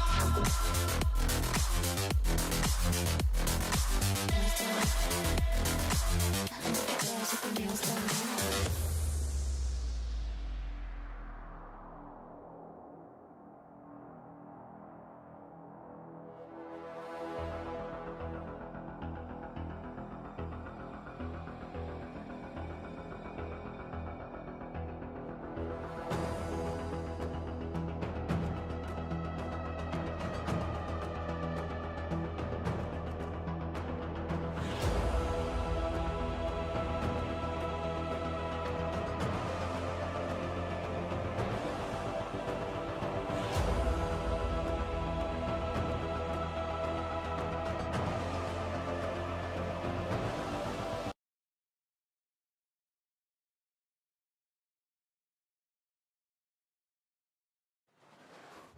So we are already back after that pause, and we are back in the land of Dawn where things are going pretty aggressive from the side of Crownless, and they are trying to invade the buffs.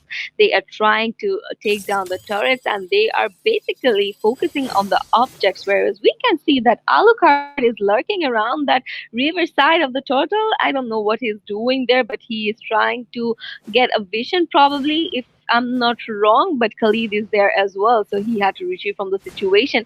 And the next thing that will be appearing is the Lord in 40 seconds, so that is a long time. And before that, I believe the Crownless would be focusing on the farming. And if you did forget, I'm in the casting deck with you, Prerona, and with me is Fredo. Right now, look at that. The Saber is sits on a 271 and the Hayabusa on a 027. It's just so funny to look at the KDA right now because it seems like the Saber is not getting, not able to take down the Hayabusa, and the Hayabusa is not able to take down anyone. And yeah, that's just so funny to look out. But right now, look at that. The Hayabusa really needs to take a kill. He's already 9 minutes into the game, and he's a jungler, and he has not secured a single kill right now. And looking at the items, though, look at that. There is a Sky Piercer on. There is a Sky Piercer on Saber, but I do not think it's of any use at the moment. The Alucard and Mia trying to make a push in that bottom lane. The Khalid is going to defend there, but he's going to face against three members if he does so. Oh my god, three members might be jumping onto him, but no, he makes that careful escape there, retreats, and gets into the safe position. And right now, the Lord has already been taken down by the side of Team Crownless, and they might be looking to, get an inhibitor there. And Prerona, what do you think Zero can do here to make a comeback? Since they are still in a position they can come back from, so I believe they should hold on to the players and they should just wait for an opportunity. And also, if we talk about that Saber thing, he must lock onto that Sicilian and or on that Hanabi, if you ask me, because look at the KD of these two players. They are doing phenomenally good. And with that being said, the Lord is there in the inhibitor. Ruby was being taken down, double kill secured by that Hayabusa as you were asking for it, and the Lord is still there. They were not able to defend that Lord, and yes, the Lord went in for the base, and after that they were actually they were able to defend that Lord, but that's too late because they already lost an inhibitor. And if we look at the bottom lane or in the top lane, the minion pressure is there, the players are there, so they would be going in for the inhibitor. So as you were saying, as you were asking that what they should do, they should actually focus on the they should all focus they should focus on the Cecilian or the Hanabi. So what do you think? Yeah, like what you're saying, focusing on the Sicilian and Hanabi would be the best thing to do, but I feel like they lack the composition to do so, and the only thing they can do is just withstand and try to depend on their Mia to out damage the enemy, take down the Minotaur, take down that Khalid as well, and make an opening so that the Alucard can go in, the Saber can go in. But right now, oh my god, look at the damage coming in from the Sicilian, takes down 50% of that Valir as well as the Ruby. And oh my god, he still keeps poking the Minotaur. Might be able to connect his Minion Fury. No, does not connect there. And Hayabusa able to secure a kill onto that Saber. Oh my god, the damage coming in from the Sicilian though. Almost gets that Valir there. The minions are marching in from the top side, from the bot side. The turrets are being pushed right now. And it seems like they might be able to get a final push if they take someone down. But do they have the ability to do so? I do not feel like there are enough minions to do so. Oh my god, the damage coming in from the Hanabi though. Mia gets taken down. The minions are marching in from the mid lane tower. There are 3 members versus 5. Will they be able to make an outplay here? It feels like they will be able to do so. Connecting onto each other. Oh my god, a lot of damage coming in. Valir, the only one standing in the moment. Sicilian might be able to take him down. Yes, he does so. Triple kill for Sicilian. It's a wipeout, and the game fun going into the favor of Team Crownless. So that's an absolute amazing gameplay coming out from the Sicilian and then Hanabi. I don't know why they actually took out that Saber if they could not lock on to those two players. But since they lacked a tanky hero over there, I believe this is the reason they were not getting any opportunity to initiate any fight. So better luck next time for them, since this is a match of best of 3. They still have a chance to come back to the match. So before the next round, we will be taking a very short break. Be right back.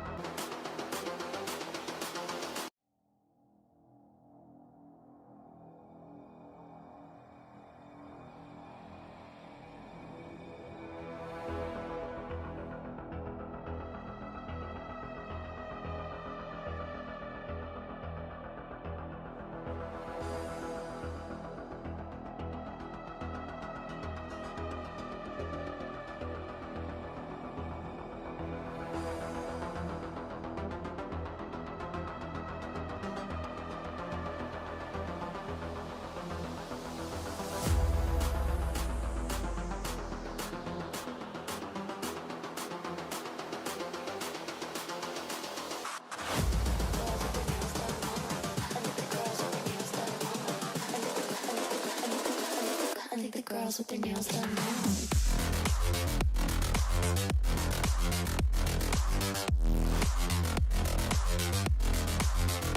Girls with their nails done. I think the girls with their nails done.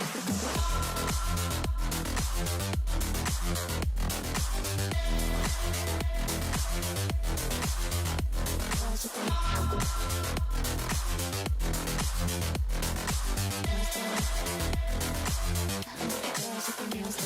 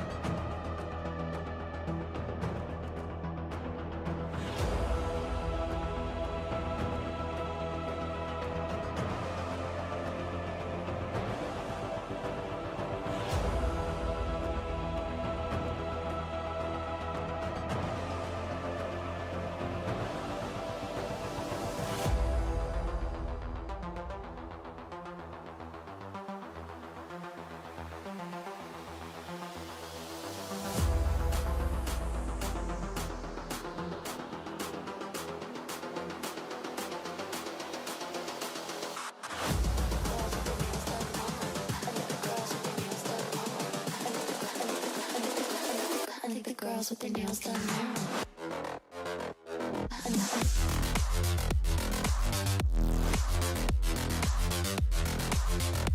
Girls with their nails done. I think the girls with their nails done.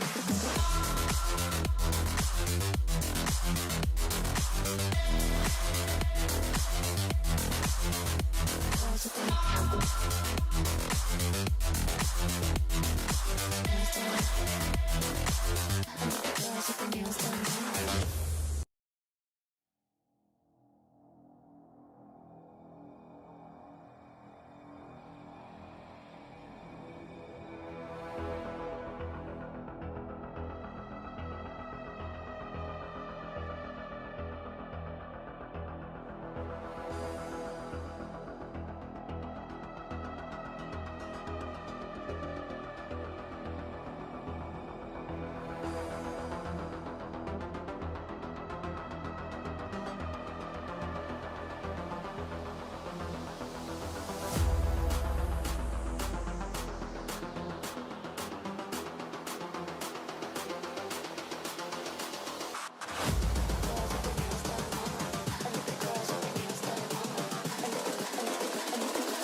I think the girls with their nails done now.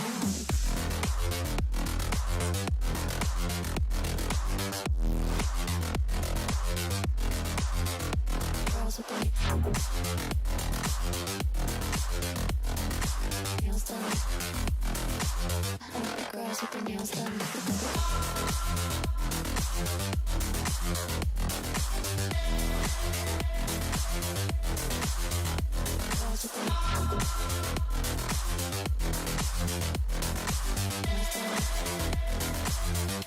Girls with their nails done.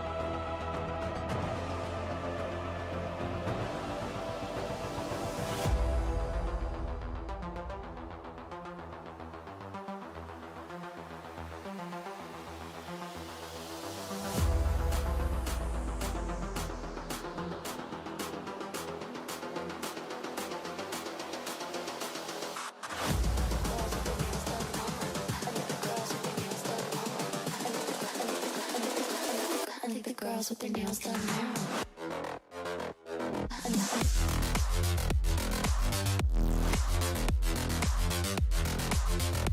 Girls with their nails done. Girls with their nails done.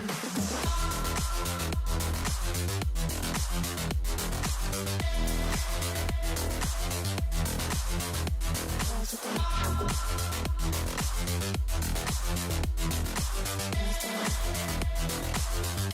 Girls with their nails done.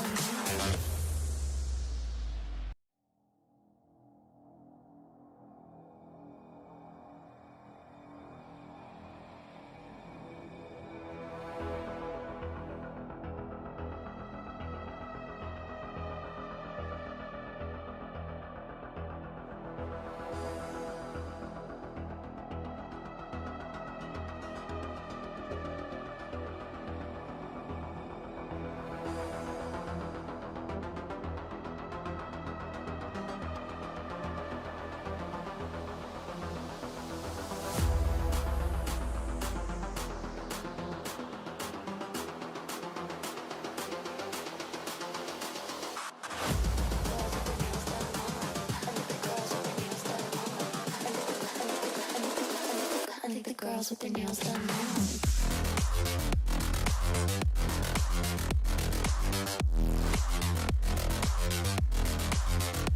Girls with their nails done. I think the girls with their nails done.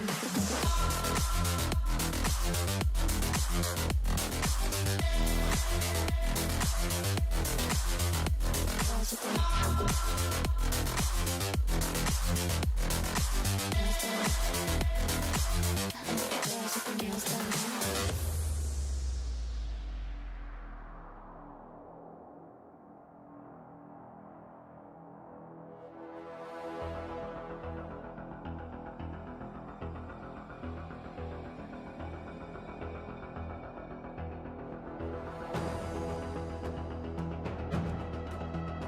nails done.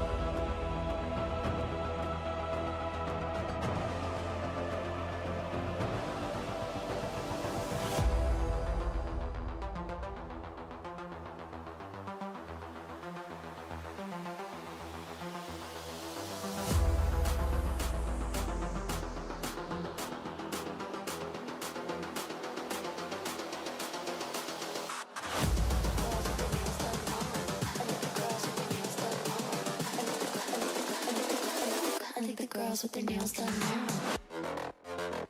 I think the girls with their nails done now. Girls with their nails done. I think the girls with their nails done. Girls with their nails done.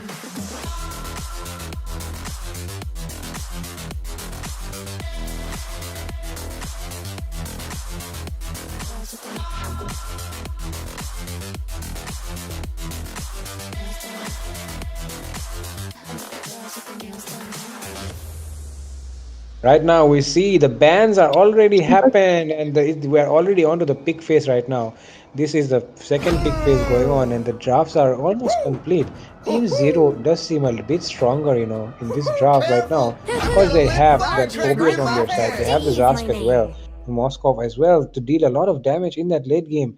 But on the crownless side, we have that Sicilian and Carmilla combination coming in from their side. Khalid and carry the Harley as their jungler. Oh my god, a very good combination coming in from both the teams in this game.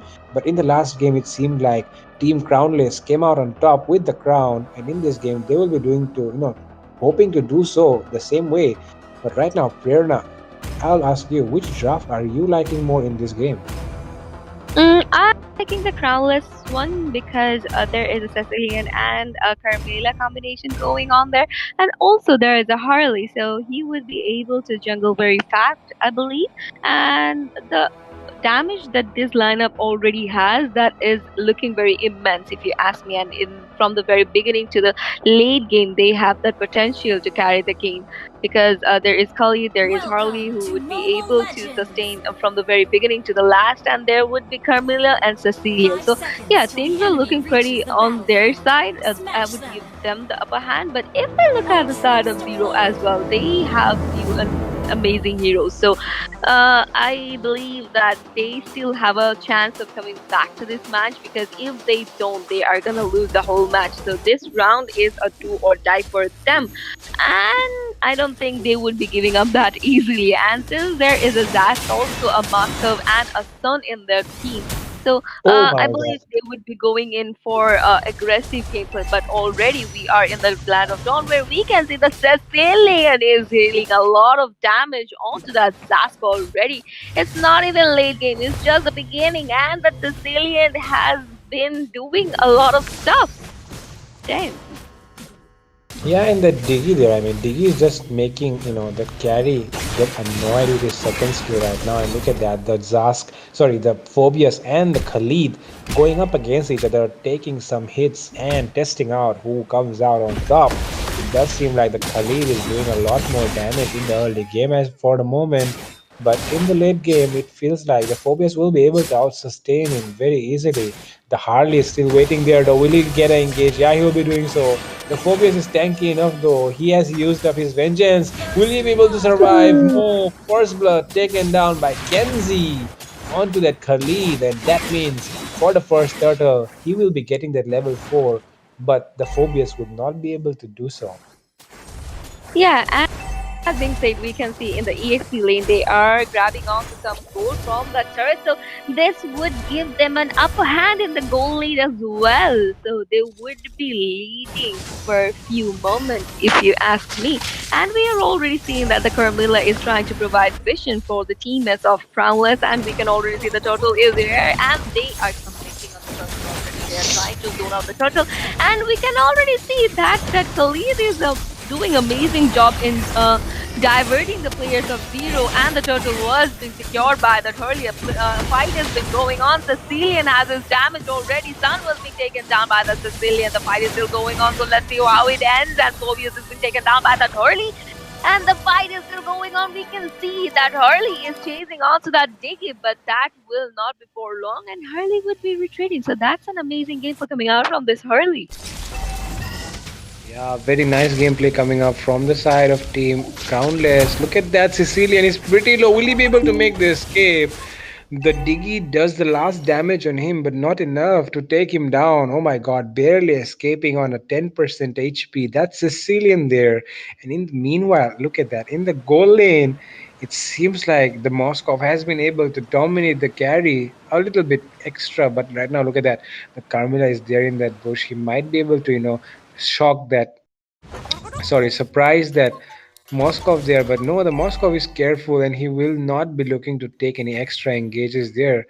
And the Diggy is there to support him as well. So yeah, he doesn't really need to be that careful, but yeah, he really, the side of Team Zero really needs to do something if they really want to take this game away, because it seems like Crownless are the ones who are, taking the control of the game right now. Exactly, but at this point we can see in the bottom lane there is a thing going around, and he was there to help. I believe that Carrie might be taken down with that damage he already dealt, but she's still going on. She is not retreating, and we can see the damage coming out from the Carrie as well as the Sicilian is so immense that the player from the side of Zero are not able to sustain that. And with a very, very low HP, Moscow and Diggy had to retrieve from the situation. So that was a risky thing, if you ask me. And they were able to retreat back directly to their base, brother. Yeah, right now the second turtle is up already, and it feels like the Harley is already onto it.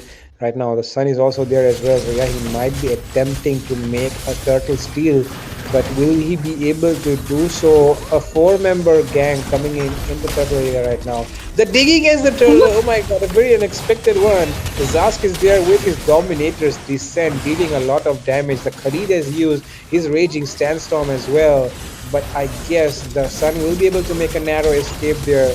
The Zask securing the kill onto that Carmilla. The flame shot not connecting on to anyone, and three members down on the side of Team Zero, whereas two members down on the side of Team Crownless. But the turtle going in the favor of Team Zero as well. So yeah, it feels like Team Zero had a better trade there. What do you say, Prerna? Believe that as well, but we can already see in the mid lane the Sicilian is there to take down the turret, but the sun was here already, so he was not able to do much. And if you look at the top lane, the Khalid is actually facing a bit of trouble to face off that Phobius, and we can see that ultimate is coming out from the Sicilian. The amount of damage he is dealing is insane, and Harley was the one to secure the kill of the sun over there, and the Zask is still there to hold on to the blue buff where Harley is trying to steal it, and Harley would be able to steal it, and yes, it did. Zask was still there, but he was not able to do much, and Phobius is there to bring on his skills on that Khalid, but Khalid, with the help of his mobility, was able to retrieve from the situation. He was able to escape the situation, and they are rotating back to their lane where they were doing their poking stuff around there. And we can see a rotation in the mid lane from the carry and from the Sicilian. Oh, the damage coming in from the Harley though. Look at that. The Moscow gets taken down in the river area. Right now, the engage coming in that top lane area. Phobius versus Khalid going on. It's a WWE match. And Phobius wins out in that damage battle. He's able to out damage that Khalid. But the Khalid will be able to heal up quickly thanks to his second skill. But right now, the third turtle is up already. Oh my god.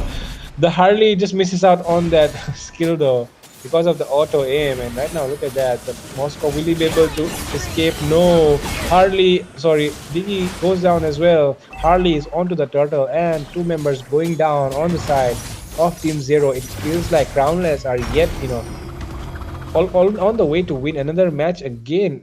Prerna, what do you think? Team Zero is actually lacking right now. They are lacking of the synergy, I believe, because in all the rotations we are seeing from the side of Crownless, they are going together. And if we look at the side of Zero, they are going one by one. And whereas we can already see that Sun is being cornered already by the side of Crownless, he was trying his best to retrieve from the situation, but he was being cornered out and locked onto by that ultimate coming out from the Sicilian. And if we talk about Sun's skills, actually he is very sneaky and he can actually lock onto the turrets very well. So I believe if they feel if they start holding up, and if they show much of patience and also good rotation, I believe that Sun would be able to turn the tables, which the possibility is very slim, but I believe they would be able to do so if they actually go according to the plan. But currently things are looking quiet on the side of Crownless, because look at the goal difference. It is almost 6,000, and that Sicilian is bursting out any player who is standing in front of him, and this time it was Phobius. Oh my god.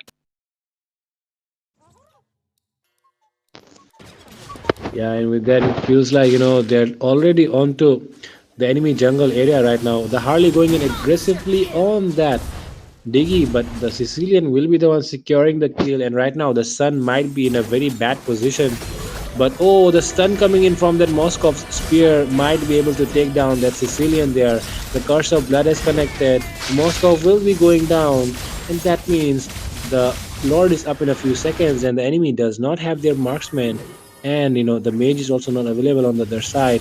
The Sun, will he be going down? It feels like he will be able to make the escape. Oh my god, 1 HP. No, he goes down. The damage coming is a little bit more, and right now it's a free Lord for the side of Team Crownless. Exactly, and whenever that ultimate from Hurley connects on you, there is no escape. And with that being said, Khalid was the one to take down Diggy very easily in the bottom lane, where we can see Harley was the one to slay that Lord. So this is gonna be the first Lord of this match, and Crownless has won it, and the Lord would be coming from the mid lane. So I believe with the help of this Lord, they would be able to secure 1 or 2 turrets. Yeah, I mean, they might even be able to take out an inhibitor if they try to sing down the lanes. But right now, look at that. The carry has recall. So, yeah, the carry won't be able to make it in time to create a push there in that mid lane side. So, yeah, that's not the best thing to happen right now. But 4 members trying to clear that Lord out, and there's nobody engaging from the side of Team Crownless. I feel like they need to make an initiation. The Khalid or the Carmilla needs to do something. A lot of damage being taken right now by that Phobias. And the next minion wave is coming on its way in that mid lane tower. Will they be able to defend it? It seems like they're not trying to force anything right now, but they need to force it. Oh, the Sicilian takes down that Moskov there, and a very nice kill. Right now, the carry is trying to push down that mid lane tower as well. Will they be able to do so? It feels like they will be able to get that mid lane. Oh And my the god. Diki gets taken down as well. The Sun barely able to make the escape. The Zask is still there though. The Khalid looking to do something there. Yes, he will be looking to get that bottom lane tier 2. And the minions are just marching in. Look at that. Exactly, and with that being said, we can see that the minion pressure was there from the side of Crowless. And if I ask me, it is gonna be Crowless who might just take in the inhibitor because we can already see that Sicilian is dealing a lot of damage onto the players, onto the turrets as well as the objectives, and he has already taken down a lot of HP from the Sun. And Zask is not looking good at this point. Harley was the one who was taken down by Zask instead, and we can see there is a buff stealing going around, and a blue buff would be stolen from the side of Zero by that Sicilian, I believe, and they might go in for the mid lane's inhibitor, or it could be the top lane's inhibitor because the Lord would be hit in 40 to 50 seconds, so that's a lot of time. So before that, I believe that there might be an initiation coming out from the crownless, because in the previous match as well, we have seen them playing very aggressively, and it was all every time it was crownless who were doing the initiations. But instead, if you look at the bottom lane, carry has been melted down by Sun over there, and we can already see the ultimate coming out from the Cecilia. A lot of things are going on, and Moscow was been taken down by Carmilla over there. And the Carmilla is facing a lot of trouble. Sun is being taken down. Another player is going to throw themselves into that place, and that's going to be Sticky, who's going to be taken out. Double kill secure by that Hurley. That was Phobia. So that leaves only Zask to stand on his feet from the side of Zero. Yeah, and the Lord is up already, and it seems like Crownless will be looking to take that enhanced Lord as soon as it comes up. They want to end it fast. They know that the enemy has that Moskov. They even have that Zash there. So yeah, they do not really want to take it to the late game because otherwise it will be harder for them to clear those lanes. Even the Sun can deal a lot of damage in the late game. So yeah, they want to really end it fast as they can. They have the Sicilian, they have the carry, but who knows what can come out on top, right? It's a very unpredictable game, like you always say, and that's why they will be trying to get that game over as fast as they can before the enemy gets farmed. Exactly, and the Lord would be coming from the top lane where we can see Khalid is trying to clear out his minions from his lane, and he is trying to rotate towards that mid lane. So I believe that they would be using this Lord to divert the players from the side of Zero, and they would be going in for the mid lane's inhibitor or the bottom lane's inhibitor where there is that only, because the minion pressure is there, so it will be easier for them to take down one inhibitor in the mid lane or in the bottom lane. We can already see that Sun is there to defend the Lord, and he was able to defend the Lord very easily. That was completely an easy gameplay for that Sun. So yeah, that gives them a chance to stand, and that gives them a chance to defend. What do you think? Will they be able to come back to this situation? That is a very hard thing for them to do right now because the Moscow has been taken down as well. 5 members still alive on the side of Team Crownless, but on the side of Team Zero, it seems like 1 member is down. This is the Moscow, the best lane clear on their side, and it's going to be harder for them to defend by the moment because the minions are just crashing in left and right. They are enhanced minions, and that's why they have a higher HP, and they will not be able to take it down. The Phobos is going in though.